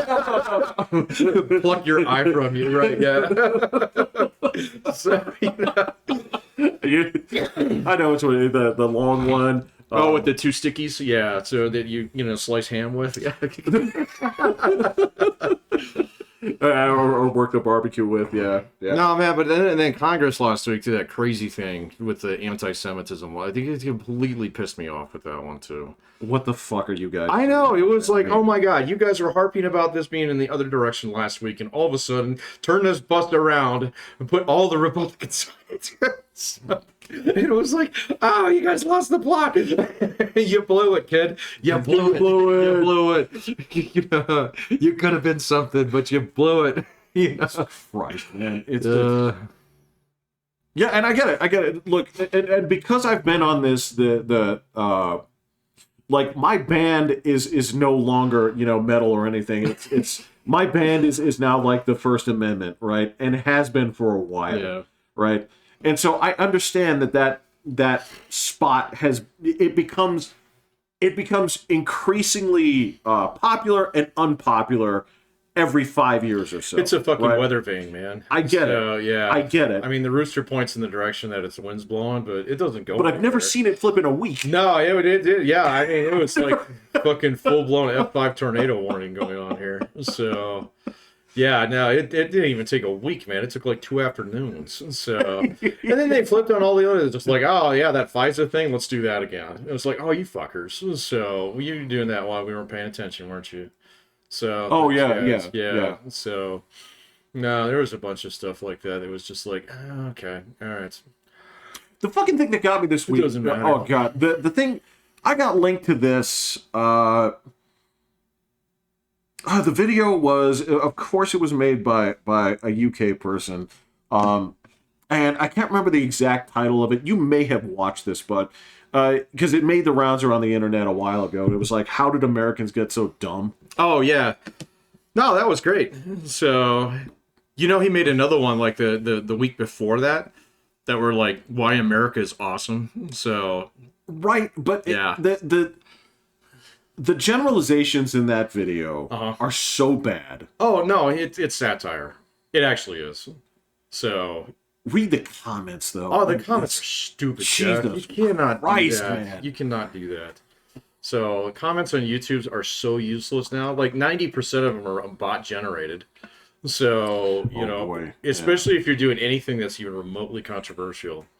So, and if you've got a decent-sized audience, so that's the whole thing. I mean, my little dinky channel, I get bot-generated fucking comments on it. So, and it's just like, I don't do anything on it, So, why are you guys here? So, and then he just realizes, like, wait a minute, they're everywhere. So, But no, I saw that video. I saw the first one when it came out. So the first one came out as Why America is Awesome. Okay, he literally calls it like the best country in the world, and it goes through like 20 reasons why. So, and then he got a whole bunch of shit for that one. And so the one that you're talking about is actually satire. We was like, oh, fine, all right, here's the one that you guys want. Yeah. So that was like 6 months that it came out. I remember. I watched it. Well, it's funny because it's kind of funny. I was like, I don't remember watching this, but the thing came up on my screen and it already had a thumbs down on it. I was like, so I did watch this. Oh, you gave it a thumbs down? Oh, okay. Evidently, I did. So, I guess I watched that a while back because maybe that was it. Was I took it earnestly? Where look, if it's satire, it's not presented as satire. No. It's presented as factual. Yeah. And it's full of shit. And I guess that's the thing. Yeah. There's a kernel of truth to it, but it's based off assumptions that. I thought he opened that by saying it was satire. No. He opened it by saying... I wonder if it's the same guy or if someone uploaded his shit and cut that out of there, because I'm pretty sure he did that. No, he doesn't say it's satire. He says that I made a couple of videos, one that was in praise of communism and one that was like this, and those got downvoted to hell, right? Uh-huh. So he said, so here's this one, why America is getting dumber. Is this the same guy? Well, I don't know if it it's... might not be the same. You go look at his channel and see if he's got one that came out like 2 weeks before that was like Why America Kicks Ass. I don't know about that, Yeah, but that's what he says at the beginning of that video. I just watched it. Now, again, I don't know if it's satire or not, but it's not clear. It's presented as 100% factual. I wonder if that's the same guy. It might not be the same guy. Maybe. It's probably the same goddamn video that got, shuffled around a while ago. Who knows, man? Probably about 6 months ago when I watched it the first time, I gave it a thumbs down. But the whole thing on this was, again, it's like, well, compared to Europe, these are the things. Look at all these Americans that don't have fucking passports. I'm like, yeah. Yeah, we don't want to go anywhere. Yeah. Well, it's not even just a question of going anywhere. We got 50 it's like countries right here, buddy. Right. So, yeah. And we all speak the same language. Right. Right? So. I don't have to go ahead and barf my bad French around just because Yeah. And I can find a Buc-ee's in a lot of them. No, and I'm not. Again, it's that. So yeah, that's obviously it. It's the same video. It might not be the same guy. I don't know. I'm subscribed to him, so I'll go take a look. So if it's a guy that I'm thinking of. Because, yeah, he made a video that was basically like Why America Kicks Ass, and everybody was like, "Rah!" And so he made another one after that. I was like, all right, the reason why you guys are right. So basically. But it was definitely tongue-in-cheek. So, I mean, it had some points that are legit. Yeah, the healthcare system here, well, the insurance system sucks. The healthcare system kicks ass. So the insurance system kind of sucks. So, okay. You got that. I get that. Yeah. So, everybody does have to drive. That does kind of suck. But it's also kind of awesome. So... But I don't recall that being actually part of the... I don't remember. It's been a while. No, it was... A lot of that had to do with... The problems were, can you name these worldwide figures, right? Can you name who Sarkozy is? And so he's doing that Letterman thing. Essentially, yes. In fact, that's part of the video where he admits that, some of this is cherry-picked, right? Is he actually in the video? I don't think he is. He's narrating it, right? He narrates it, but I don't recall him being on it. I wonder if that's the same guy. But yeah, anyway, so that came. He was a British guy, though. Yep. So, yep. Yeah. I'm pretty sure we're talking about the same guy. It might be. But yeah, but there's another video there, which is Why America Kicks Ass. So that'd be interesting if it is the same dude. So, no, man, that didn't really hit my radar. I mean, not this week, at least. I mean, it's been kind of quiet this week, man. So, other than the campus bullshit and stuff like that. Well, the campus bullshit is a big deal. I would say it's a big deal. I think that, it is a big deal, but it's been met with the correct response. So I don't think it's going to be a big deal for much longer. Now, in my defense, I will say that I think some of them are definitely trying to get out. You don't barricade the fucking library. Unless you're trying to get out the finals, man. But I don't. That's definitely not all of it. So that's probably not even a majority of it. Bro, like as you said, if you could essentially trace, if you can find that there are bad actors in this, right, then that's clearly not just getting out of a test. No, right? it's not. And the fact that you can look around and say, like, well, Shouldn't some of you morons still be like harping on Ukraine? Shouldn't some of you morons still be walking around with BLM stuff? Like, no. No. Given that the whole thing has drifted from cause to cause to cause, right? Like, this is clearly not organic. No, it's parasitic, man. It Yeah. jumps from host to host. Yeah. Yeah. So no, I get that. I think that's pretty patently apparent that it's probably a small group. So, this might be what Antifa turned into, if it still exists. I don't fucking know. Right. So, Right. which that all came from Occupy Wall Street. So who the fuck knows, Jeff? Yeah. So, basically it's a bunch of, there's a group of overeducated people out there who read too much Saul Alinsky and think that they're, this fucking generation's next the core of the next, political movement. Right. And they're not. They are distinctly in the opposite camp. So of that. Quite honestly, I was kind of surprised how many like mainstream kind of like, I mean, if there even is a mainstream anymore. So, kind of like recoiling in horror from the stuff that's going on campuses. It's like, no, don't bring them fucking food. Yeah. So, I mean, even your major publications like the New York Times and the Wall Street Post or the Washington Post are kind of like, yeah, this isn't cool, guys. So you're not convincing anybody here by shouting at people and preventing them from actually completing their degrees next week is really fucked up. And, then a couple of you guys got your graduations canceled. So that'll piss off a lot of people. I saw that happen during COVID. I know people are still fucking mad about that. And so,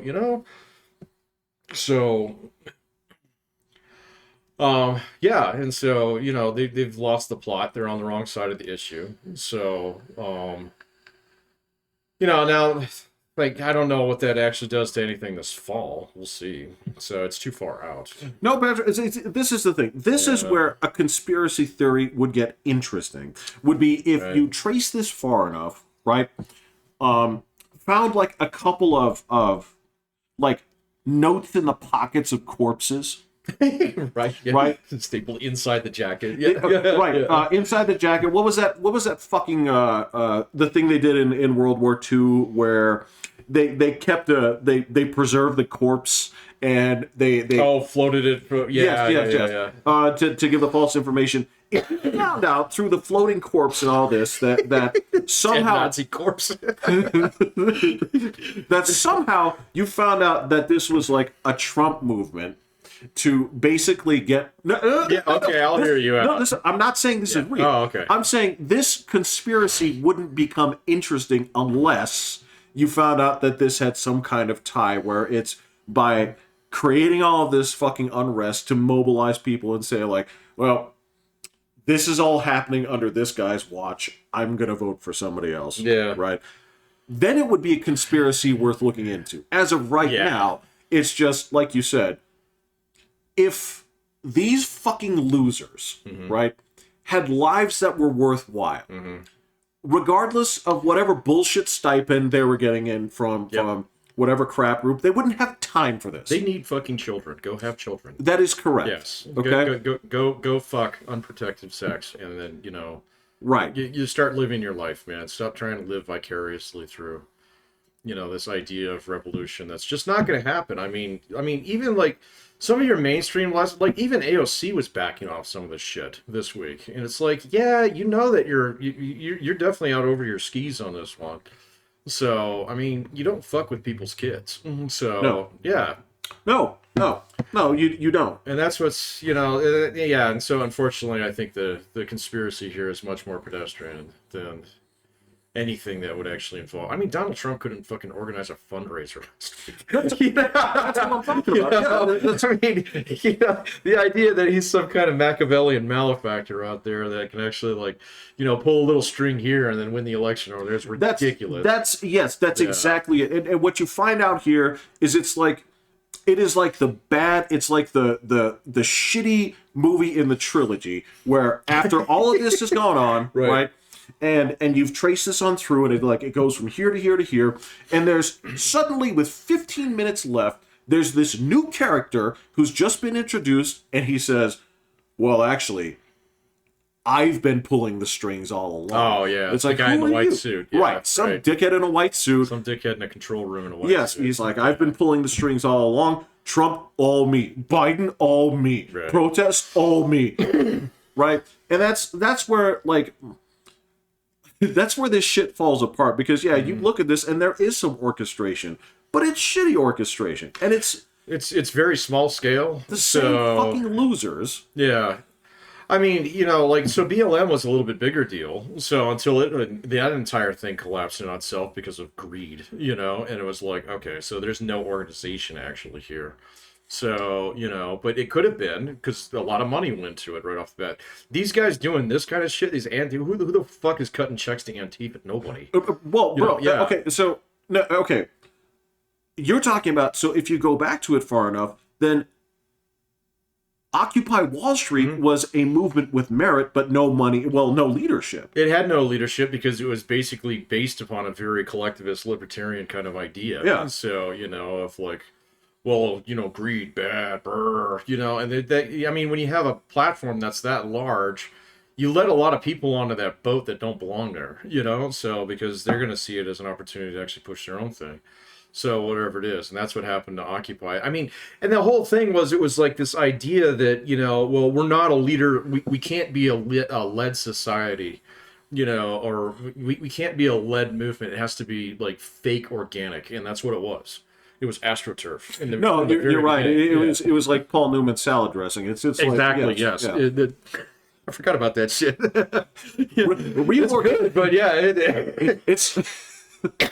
Yeah. If they're selling it at Safeway, man, it's not as organic as you think it is, because it has to get on the truck. What the fuck is organic salad? That's the word. I mean, it's like, yeah, I'm drinking like fucking synth balsamic here, So anyway. You have to accept that there's like some kind of preservative, else it doesn't get from California to here. No, and it still comes in a glass bottle, Right. So, or I mean, a plastic bottle. So there you go. No, I get that, man. Yeah. So, but the whole idea. And so I remember when Occupy Wall Street was kind of like, and so there was some organic elements to it, but it just it wasn't big enough. B, most people were like, "Fuck this! What the fuck are you guys doing? The economy's just getting better." So right now, because this is 2010, 2011, so everybody had gotten through that, and you had shed a lot of stuff, and yeah, there was a lot of anger about bailouts, but okay, fine. It was like, well, that was actually better than letting GM go belly up, because that would have put hundreds of thousands of people out of work. So, Well, okay, so again, it's the tough thing of people were upset. They were, and the problem was they didn't know what to be upset at. No, but they were upset. It was hard to explain. It was the closest thing that they could find to these guys did it. Well, yeah, and then, but really it was about incomes and income inequality and the fact that I want to work, very little and make a lot of money, just like the guys on Wall Street. Right, the revolution is coming. The revolution is coming. But it's not coming. It never comes. No, it's never coming. It can't happen in this country, man. So it'll take generations of poverty to actually get to that point. I mean, think about it. The last time we got close to it was a progressive era. You're talking about fucking 40 years of people basically doing backbreaking labor in mines where they might get shot if they don't show up on time, before we even got close to anything like that. You're going to tell me that in today's workplace, you're going to find conditions like, no, fuck no, you're not. And so, Bro, we couldn't, yeah, exactly. We couldn't put socialist, really socialist, but socialist communist values into place when we were running people through the stockyard machine with no protections for workers. Nope. If you got injured, it was your fault. Yeah, you're gonna, good luck with that, like, lack of arms for the rest of your life, buddy. You're on your own. So, and we did some stuff, but we couldn't. And to flip around and say like, okay, well, because you guys. This, I mean, there are certain things where yes, you have every right to be upset, and that's totally fine.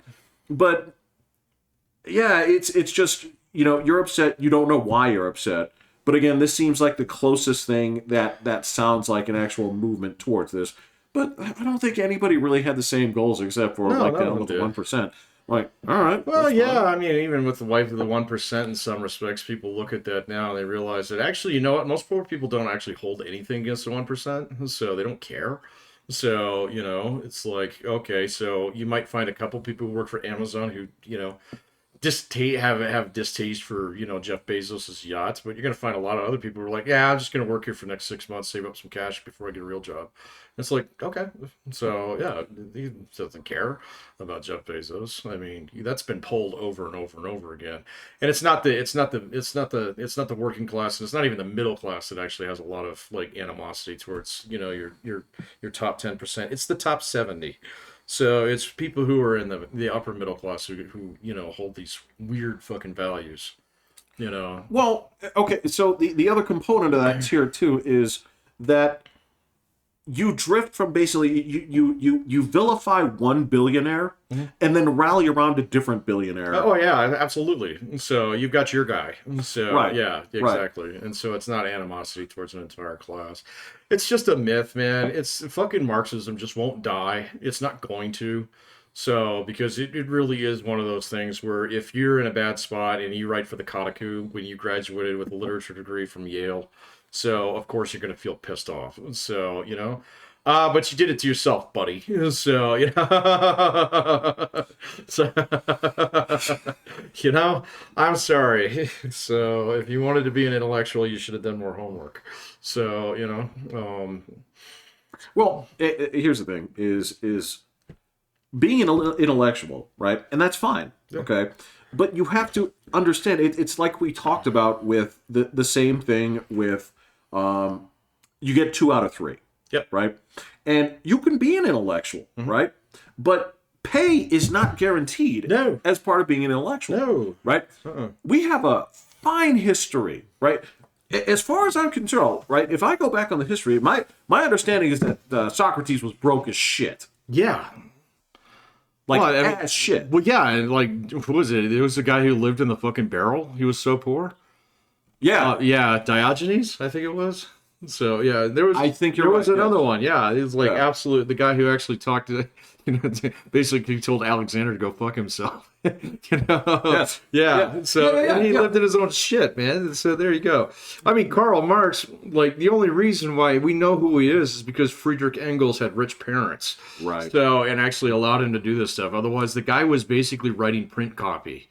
So for advertisements, Yeah. in order Yeah. to keep his lights on, man, you didn't even know who he was. So if that hadn't happened, so, and I don't know, man. I mean, it's just like it's one of those things where there's just just get out there and live life, man. So stop trying to dream up the life that you think you should have. Just start making one for yourself. Jesus, I mean, I see my students doing this every day. They're like, "What are you doing next?" Well, this is my plan. I'm going to get a job. I'm going to graduate without any debt. So I'm getting a degree in this because I know it'll help me get a promotion someday. It's like, good for you, dude. So now it won't work out that way. It never does. So it never goes 100% to plan, but at least you're moving. So, but then, we look back and I mean, I know some of these people, Jeff. I graduated with them. They're still out there doing this shit, So they're talking about like revolution on the lawn over coffee in the afternoon kind of stuff. And it's like, yeah, okay. So it's not going to work out like that, dude. So, let's just get old. No, it's the same thing when you see that there are loser faculty being arrested with the loser protesters. Like, just because, again, this is the same thing where it comes into it's like, well, being a quote unquote intellectual, right? Even if it means you're doing it at a prestigious university, right? Doesn't mean you're smart. Not even a little bit. No. No, academia is a weird thing, man. So now that I know a lot more about it and how it works and things like that, there are definitely people who that is the only place they're going to find lunch. So that's it. Because if you turn them loose out in the wild, they'd starve to death in a month. So yeah. They really would. Well, generally, a lot of these guys come from rich families anyway. So well, that's true too. So, but that's true in all education, man. You Yeah. find people who are worth a lot of money in education. So and they can basically do it as a hobby. So, Yeah. yeah, but like the whole thing that pushes people towards specialization is gonna change, man. So it's absolutely going to change because, I see some of these people, it's like, oh, it was the entire, um, sociology department that was arrested here. I was like, man, let me go look at some of you guys. I was like, wow, you specialize in some really esoteric bullshit. Yeah. But I understand that's how you get that job. That's okay? why you can teach here at Yale. That's why you can Yes. teach here at Yale, okay? Is because you actually came up with some even more esoteric bullshit than just about everybody else. And so people are like, wow, you did a great job on this. Here's your diploma. And they needed a Here's your guy faculty. just like Yeah, you just like at you. this time. Yes, yeah. So, but You knew a guy, I know. but it's going back to the way that it was. Like even in so I see this in colleges because so many of them are shrinking right now. Yeah. It was like, oh well, fuck, we need a guy who can actually teach like philosophy 101. Okay, and so you, Mr. Philosophy Professor, has been here for 45 years and teaches extremely, weird, like, I mean, like branches of Byzantine philosophy that nobody's heard of. We need you to get back into the 101 class. And so, that'll actually be a good thing because then you can start to see some of those, like, I mean, what did I call them last? Like greenhouse flowers? Something like that. Some of those yeah, are going to yeah, start to yeah. die, and some of those are going to start to die because like enrollments around here are going down quite a bit. Now that really hurts a lot of the public schools. I get that. So I mean, enrollments at CC aren't going to go down. So Yeah, but that's a small group anyway. but enrollments that's, at Harvard aren't going to go down. that's a small group too. Well, I don't know how many students they have. It's like 6,500 or something like that. That's small. Well, yeah, compared to like ASU, sure. Yeah. Okay, but like all those Ivy League schools then are at that point small. They're not going to. Well, absolutely. Yeah, exactly. Because those won't go out of style. Because if you want to go to college, you will still want to go there first, right? Yeah, if you can, yeah. So those slots are going to fill up no matter what. Yeah. Right? Well, and that's what's going on with the big state schools too. Yeah. So the state schools are cannibalizing the D2 schools. So and then like the Ivies are cannibalizing the state schools, the R1 institutions out there. So but you're right. There's just not that many slots out there. But hey, man, it means that like a lot of the schools are facing downward tuition pressures. Like my school, DEI is not even going to be a thing in 2 years. We're not going to be able to afford it. Yeah. Yeah. Let alone some of the other schools around here. So I mean, yeah, they're actually restructuring the one on the hill right now. So because there was in the news the other day, they were like, well, yeah, there's a massive drop in enrollments coming up this fall, and so we're going to merge these two departments together. It was like, yeah, you probably should. So you should probably do that sooner rather than later. And get some of these people who don't do anything off your payroll. So, because they're nice to haves, they're not must haves. Do they keep the lights on? Right. Are they revenue or are they overhead? Coffee is for closers. What now? Only, yes. Only. That's that is right. correct. Only. Yes. Yeah, yes. that, yeah. You're right. Yeah. That's. And you know what? Again, I've read a lot of things that basically have said the value of a college degree is it is not commensurate necessarily with earnings right now. That may change. It might change. I would argue that it's probably not like an always upward trajectory. I would argue that it's probably going to be market needs degrees. Okay, then people need to go to school. Market doesn't need degrees. Yeah. It will come down, right? Most college degrees now are a ticket to grad school because there's a lot of schools out there. There's a lot of professions out there that absolutely positively require a graduate degree. You cannot be a dentist without that. So does that make sense? So yes. So the whole idea, and you can do this at a community college just as quickly as you can at like CU Boulder. All right, is to actually establish an academic record fast enough. With good enough grades to score yourself a decent spot in a grad school. Okay. So the other thing is going to be things like, I mean, Jeff, half of my students, they're not there to get a degree. They're there to play sports. So, which is fine. I mean, if you're the captain football team and you're not going to get drafted into the Rams, okay, go play for a couple of years, get it out of your system because you're not going to be able to do that when you're 45. It's not possible. All right. So go play ball. That's fine. All right. And then the other half are people who just don't know what the fuck they want to do. And that's fine too, man. You don't have to figure that out. And as long as you're doing so cheaply, do so, but you're right about the earnings. And the reason why you're right about the earnings is because the trades are paying like crazy now. You can go to truck driving school and make triple what any of my graduates make. Oh yeah. So, yeah, and you can get that school done in 16 weeks, man. So, I mean, the question is that the kind of job you want? And for the answer, for a lot of people, it's fuck that. Okay, fine, go to college. So, but for other people, it's like, actually, that sounds pretty cool. So, great. I don't need to see you here then. So, that's fine. Well, and that's okay, and that's part of the part of that is just going to be watching the landscape as it changes here, because the only thing and the only thing. Truck driving used to be romanticized in the 70s. Oh, yeah. Right? And the thing Well, is, until the Hitchhiker came out. well, okay, yes. So fucking Ted Bundy killed all those people and Right. all that other shit. But, keep in mind that in the mid 80s and forward, basically trucker was something that you said when you're like, high school dropout. Oh, yeah, it was the fast food job. So, yeah. Yeah, fast fucking food job. Yeah, and again, right, so that became the, remember, this is the thing that we used to, your parents probably said it, whatever, it's like, you don't have to, work hard in school. You can go dig ditches. Or flip burgers. Right? God, those jobs pay like crazy now, man. That's what I'm talking about, is there were these jobs that were basically, the only thing that was associated with them was missing teeth and prescription strength dew, right?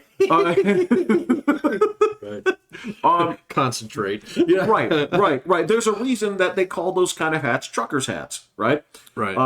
And that's the thing is the only thing separating those from any other job is the stigma that was attached to them, and I think that's going to disappear. Why? Because they pay. They have to pay. Yeah. I mean, otherwise you're not getting people in there. So truckers is probably the top of your list. See, now I hear a lot of people talk about trades. Trades aren't going to pay that much more because the people who are doing the trades don't want more people in those businesses right now. They don't, but people will. Well, you'll work your way into it, but still at the same point in time, I mean, like if the economy's tight and stuff like that, I mean, like how much welding is actually going on? Probably not as much as you think, So, but there's a shitload of fast food. There's a shitload of retail restaurant jobs out there that pay way better than they ever did when we were like, that inclination for that kind of job. Yeah. Even with all the weird bullshit that restaurants pull about 29 and a half hours a week and blah, blah, blah and stuff like that, guys still making mint off fucking tips now. Way more so than they used to. And even the base pay is like, nobody makes that $2 an hour anymore. No. Yeah. And then like, and even at fast food joints, I mean, so your fast food joints are the ones that I think you should watch to see what happens to a few of them, because they are way overpriced for what they give you. Okay. That the Applebee's and the Chili's thing is fucking real. Where you can go, and I can go to like Taco Bell and spend $22, no problem. And I like Taco Bell. I do too. All right. So, but $22 is not what you used to spend at Taco Bell. No, but so I can still get a shitload of food at Taco Bell for $22. I can't do that at Arby's. So, but you could. There was one time where you could get the 5 for $5, but that has been. Oh, that is long gone, and I can't even spend $22 at Five Guys, Jeff. $22 is a down payment. At Five Guys. I put my burger on layaway. I'll be back next week with the other half. Pick it up. So that's the part that I'm watching right now, because it's really interesting. Because I would have thought, and you and I talked about this a while ago, that would have been your TGI Fridays and your Villagens and stuff like that actually got hammered in this economy. I don't think that's going to be true. I think it's going to be your Five Guys. So there's a big story in the Journal yesterday about how Starbucks is just like, their revenue is collapsing right now because people are like, you know what? I ain't spending $9 on a mocha. So, you know what? And that's one of those things that's like, there's really easy substitutes out there. In fact, I'm sure you've got one in the cabinet at home. Yeah. So okay. I don't have a substitute for Taco Bell, but I do have a substitute for coffee, kind of thing. And so it'll be kind of interesting to see like which of those other kind of like boutique, I'm using the full dick quotes there, fast food joints don't make it. So over the next couple of years. So, because a lot of them, they don't have their buildings paid off. All right. If they're in a mall or something like that, or if they're, part of a strip mall or something like that, where they're actually not, a standalone, those guys. So like Smashburger, fucking Five Guys, Chipotle in some places, you know. So you're gonna start to see some of these places go Tango uniform. So which is going to be interesting because there's a little bit of price revolting going on. So amongst those things, especially like your Door Dashers and stuff like that now. People are like, well, fuck that. Okay, so, if you're going to charge me this much more for the delivery fee, I'm going to order from a nicer place. Yeah, you're absolutely right. No, okay. And this is all right. We watched the market shake out. If you just take this back 5 years, right? And just think about these good days, right? Okay. Trump is still president. Right. You can still buy gas. You can still buy gas today. You can buy it. It's not more expensive than when he was president. You are so full of shit. Dude, I paid like, what was it, $2.86 the other day? Something like that? So It's $7 to $8 in California. that's not my fucking problem. No, Fuck no, those people. I'm joking with you anyway. But back 5 years, and you talk about the fucking those restaurants that were being cooked out of the market, right? Yeah, it was like your IHOPs and stuff. Well, your IHOPs, your that's Ruby when we lost all our Tuesdays, Denny's. right? So yeah, Your Ruby Tuesdays, your stuff like this that you talked about, they were boutique for that time period where it's like, what do you offer besides the Chilean pizza fingers, right? That you can get anywhere, right? region flavor dish. Yeah, Right. That was the right. Yeah. Dish. Abnormal cut. Abnormal cut. Yeah. Exactly. So yeah. And you're sitting there looking at it, it's like, this is chuck steak, right? That's the thing on there is that kind of gimmicky shit was on its way out, right? Now it's back, man. Well, because if you're gonna spend $30, look, I ordered from Domino's the other day. Yeah, I ordered from them last night. It was like $28. So it starts with a delivery fee of like $5. Yep. And that's not the tip. It's just the cost of getting it out to you. Yeah. Yep. Yeah, and so, like, I don't know, like, we'll see how much of that stuff lasts, because basically they're doing, like, the same bullshit that colleges did for years. Oh, here's your tech fee, and it's basically a way to raise their prices without raising their prices. Right. So, yeah. Right. So, I guess that's going to be my thing here, is we'll see if they're really hurting. Because... Oh, they are. Well... Dude, go look at the margins on some of these places. They fucking suck. So... Well, I don't disagree with you. But at the same time, where if you can get away with a $5 delivery fee, you're not hurting yet, because you're still able to charge that. Yeah. In another, like, market, there is no way that they'd be... Right? There's no fucking way. If it lasts, man. So, especially like if they all go to, like delivery services in general. I mean, like, I don't know. I pay a lot of extra money for Instacart to come to my house. I'm still worth it at this point in time, but it's getting to the point in time where it might not be. So, but then you go and you look at grocery store. Like I pulled Kroger stuff, like, what was it, like a month or two ago? Their margins they're terrible.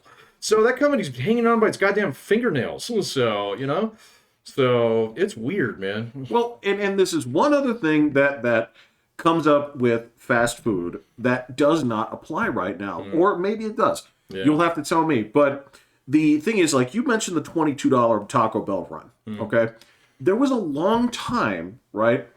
A long time, a good 10, 15-year period, right? Where you could talk to somebody and say, like, you know what? I don't cook at home because, honestly, I can get a $5, $6 meal, and that's roughly what it would cost me to make it home. Yeah. So I'll just stop there every night. Yeah. At $28, you're not doing that anymore, man. Right?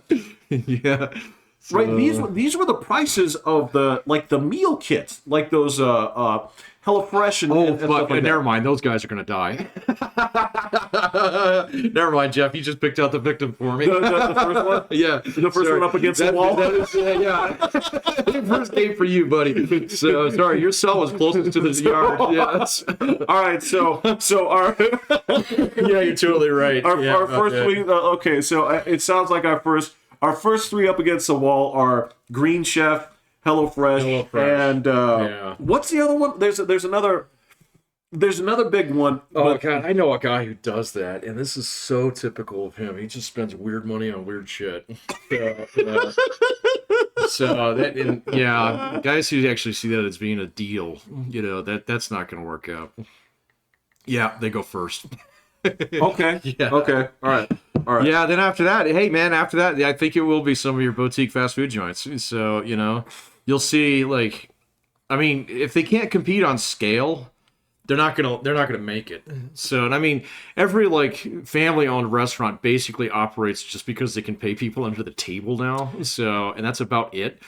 It's all family. It's all quote family Yeah. who came from, away. Right. Yeah. Right. So you don't need to speak English in order to be able to wash dishes. So, so yeah, we were talking about that last week. This is Catholic Church, man. There's all kinds of Catholic charities out there that are bringing these dudes in, and then that's because they have places where they can get them jobs. So and usually they're in cocinas, or as Amazon drivers and stuff like that. This is why we need that fucking check rule, man. So that No, you're absolutely fine. No, you're this. Okay.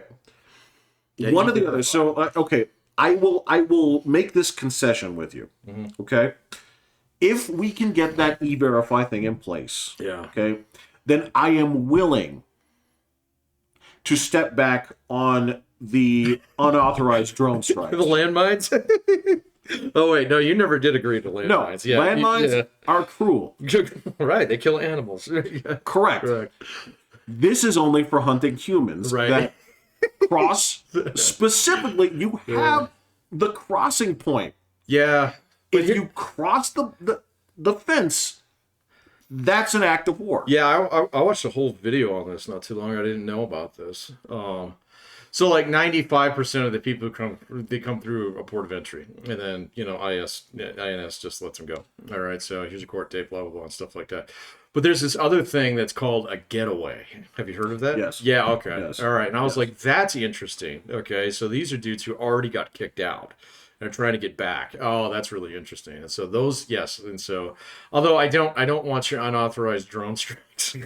But I do understand that those people do not come through the port of entry. And unlike the 95% of the unwashed out there who are just looking for a job, okay, those guys are trouble. And so, Correct. yes. That's why those dudes get fucking exploded.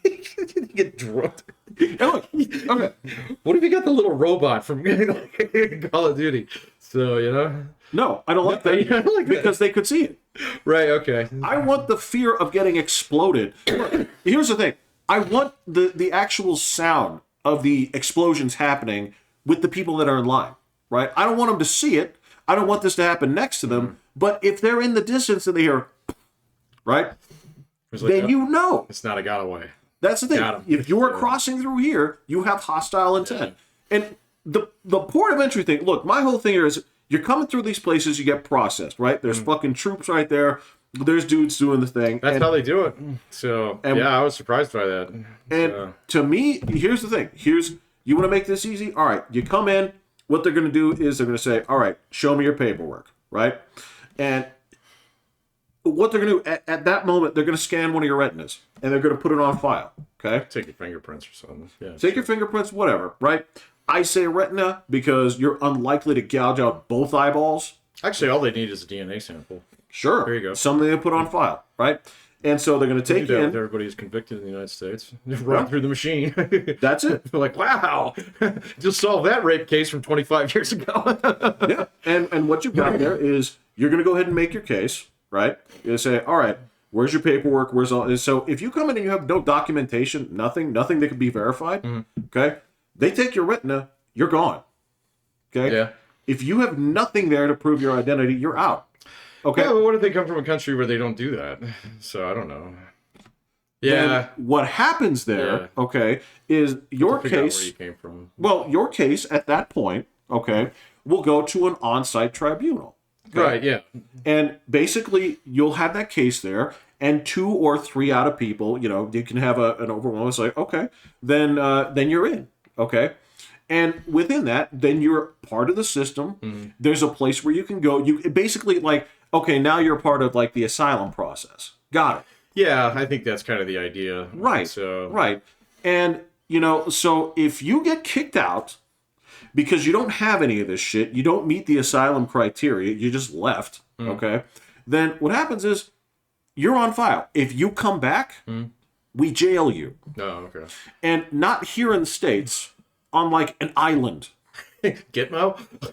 Something like this. Hey, man, we've already got one built. Exactly. Yeah. So I don't think it holds that many people. So I build a bigger one. I don't give a build fuck. a bigger one. Yeah. And the only way that you can be released is if your country wants you back. Oh. Okay. I don't know that much You about flub that twice, okay? I just looked at the system, the way that it operates today. So it was kind of interesting.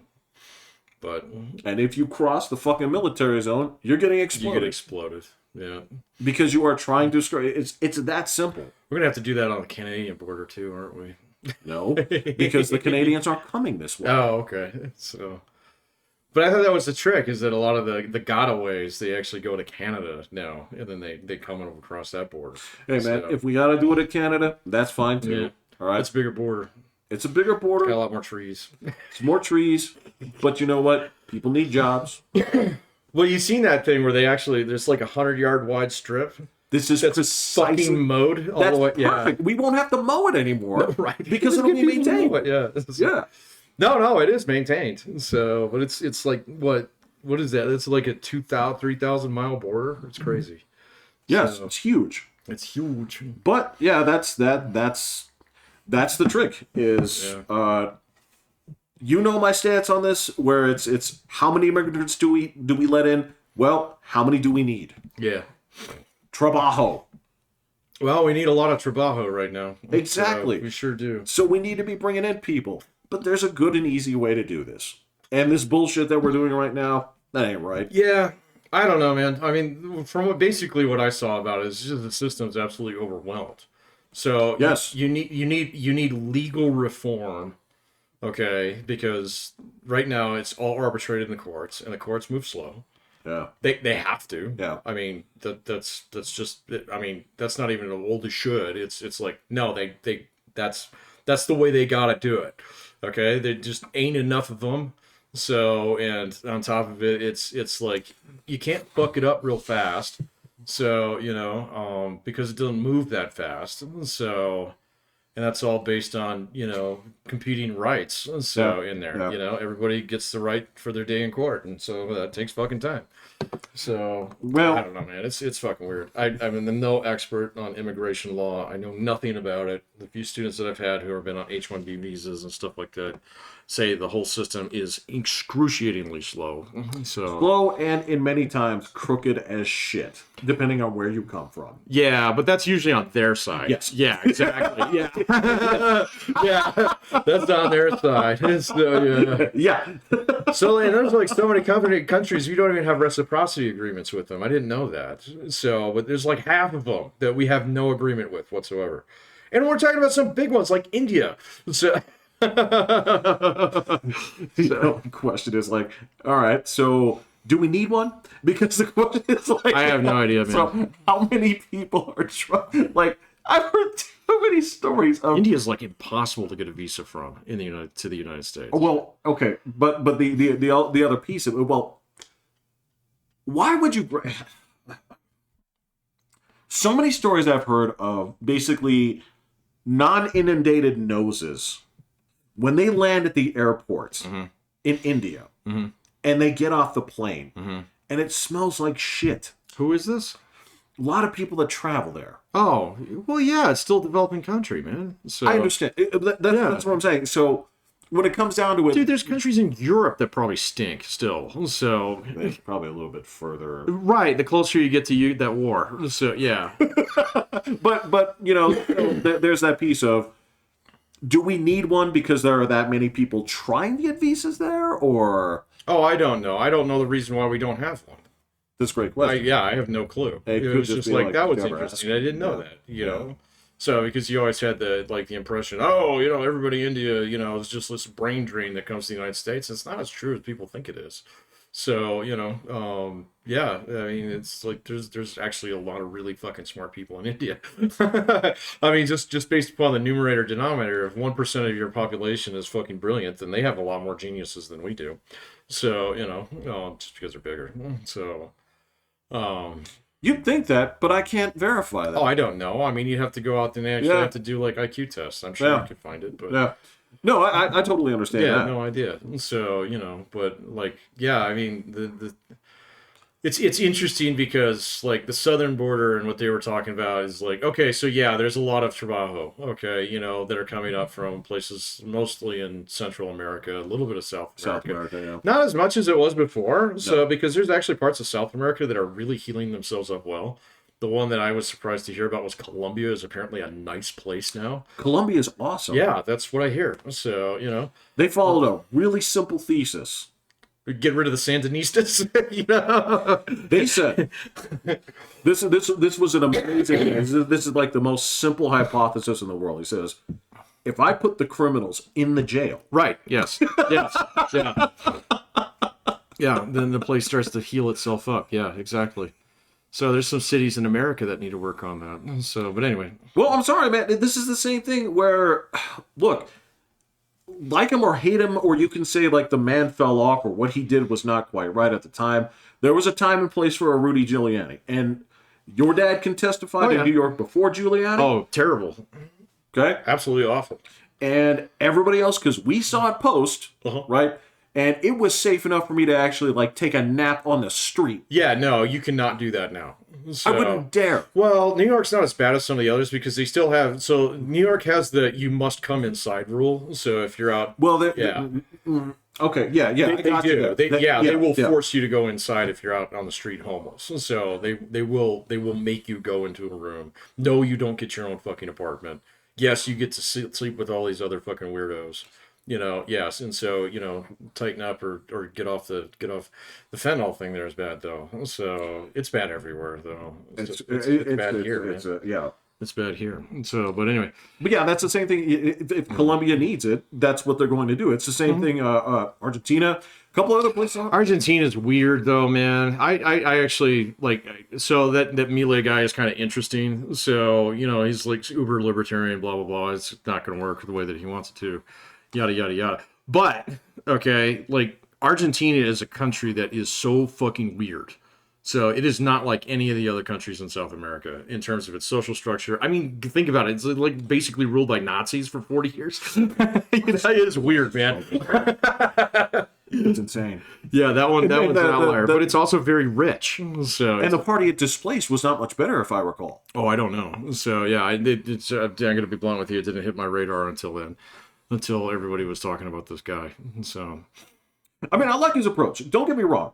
Okay, it takes a lot. It takes a lot in the country, a lot of wrongdoing to basically entrust your government to a car salesman, right? Because that's true. he's a huckster. He is right? definitely a huckster. But that being said, sometimes that works. I don't know. I'm just waiting for him to say something about going to the gold standard.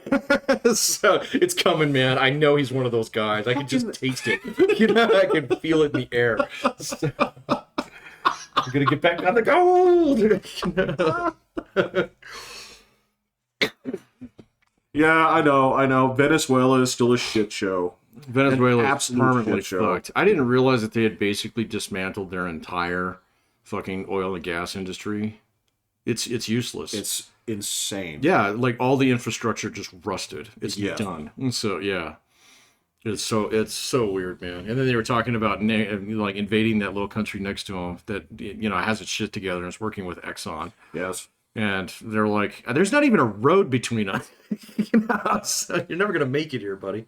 So now that one is weird too, man. There's a lot of weird stuff going on around there in the world. So, but most of it's just hoopla. So Yes. almost all of it's hoopla now. You're absolutely right. We'll see how long it takes Israel to finish bulldozing Gaza here. I'm gonna give it about a month. So I don't think it's gonna take that much longer. Well, it looks like Mr. Whitebeard Hamas is maybe ready to talk. And I believe that He doesn't even live there, man. He's in Dubai. So fucked up. Bro, look, I know. You're allowed to own land overseas or in a different country. Right, yeah. So my understanding is Israel's big stipulation is Hamas can have no presence in here for this to stop. It's like you cannot have rule in this Yeah. country whatsoever. And frankly, as I'm concerned, I don't have a single problem with that. No, I don't either. They're nothing but trouble, man. So I saw a new theory the other day about why they did all this shit. And if it's actually even remotely true, it's completely fucking scatterbrained. What is it? So this the whole idea that, okay, so, Gaza's a shithole, and it has been a shithole for a long time. But then they go over there and look at the Palestinian Authority, who are actually kind of their frenemies in the West Bank, and they were like, well, actually, here's what we're going to do. And, we're going to go over there, we're going to do this Pearl Harbor, these guys, and do the Viking raid and get, a couple hundred hostages. And then what we'll do is we'll start releasing them one at a time, to keep Israel at bay. Okay, so meaning that it's like, okay, well, if you invade us, we're going to kill all the hostages, kind of thing. But we'll start releasing them, but we just want you to basically bless us into the West Bank as the ruling party there. Really? And if that is even remotely true, and this comes from a guy who's pretty smart about this stuff, so, and actually has some sources on it and things like that. But that was basically the thinking. What they did was they actually promised, so all these cells, they didn't know they were all going to attack on the same day. Okay. Oh, really? No, they're little 10-man cells. Okay, 10 or 15-man cells. All right, and all of them were promised $10,000 and a ticket out of the country. So yeah, they were going to get an apartment in Dubai, and all of them were promised this. And they were all told, don't talk to anybody else, blah, blah, blah, because then we'll have to give the deal to them. And so the whole idea was, hey, I'm not going to get my apartment if I tell you guys this. And so this is how I'm going to do it. And then, of course, none of that came out. When they cut the wire and went through, a whole bunch of other fuckers who had no idea what was going on followed them. Okay. And those are the people who started smashing, grabbing TVs and stealing cars and stuff like that because, Gaza, I mean, I'm sorry. Yeah, it is like Donald Trump shithole country, but it was kind of a prison too. I mean, that's also legit. Yeah. That actually was, kind of how it was. And so, but I mean, just think about it. It's such a batshit crazy idea. No country would let you do that and then say, oh yeah, well, yeah, let's talk about it and let's get you in charge of these guys over here. Right. It's just so fucking insane that it's probably true. Well, okay. So as far as I know, like when it comes to, you're right, because when it comes to independent cells, yes, that's the way it has to operate. Yeah. And it wouldn't surprise me one bit because when it comes to something like this, all right, if you're going to do this for the hope of any kind of like negotiation, you would never say like, yeah, get grabby squeezy with the girls. Oh, You Lord, would no. never do that. No. And so, but then, the whole thing just turned into, basically, like a wargasm, Yeah. And then, then they didn't expect that the Israelis would be like, yeah, you got some hostages. Well, fuck those guys. We're coming after you, which is kind of how you deal with terrorism. So we've learned that lesson a few times in our history, so that you deal with it with violence. So Well, Patrick, Yeah. what happens when people take terrorists and you negotiate with them? Does that stop or does it increase terrorism? it makes terrorism more likely. So Why is that? just because it works, then yeah, Correct. you get what you want out of it. Correct. So yeah. Which is why Brazil still has a kidnapping problem They to still this do. day. Yeah, so does Mexico. Yes. So, yes. Yes. Yeah, no. Yeah, no, it's just if any of that stuff is true, it's more like more of the situations that are going on in the world are they're thinner bullshit than they look. So it really it's not about like some coordinated Machiavellian masterminded effort by Oh no, Iran. it's not the last 15 minutes of the third movie. No, it's not the last 15 minutes of the third movie. No, and it's not, like everybody's looking at Iran and then they launch this weird missile attack and announce that it's coming, watch them all get shot down and basically say, well, we told you. And it was like, okay, none of this makes any sense. We're not dealing with people here who are really serious about some of the stuff that they say they're serious about, No, and it doesn't wrap around. Again, yeah, when it comes around to it, It does not wrap around. There's not some dude in Florida named Rothschild who says, Israel, mine. Palestine, Yeah, mine. mine. All of this, mine. Yeah. And why? Because of the, say it, what kind of complex? Oh, the military industrial complex. Oh my god. Don't get me started on that. That's another half an hour, man. I actually did some looking into that too. That's next time though. Okay. All right. So, any We're at 2:13, man. This is a marathon episode here. If well, anybody's I still mean, with you us, know, thank you. we had So stuff to talk about. we did have stuff to talk about. So yeah, we'll come up with some more by Tuesday. We will. All right, I'm Pat.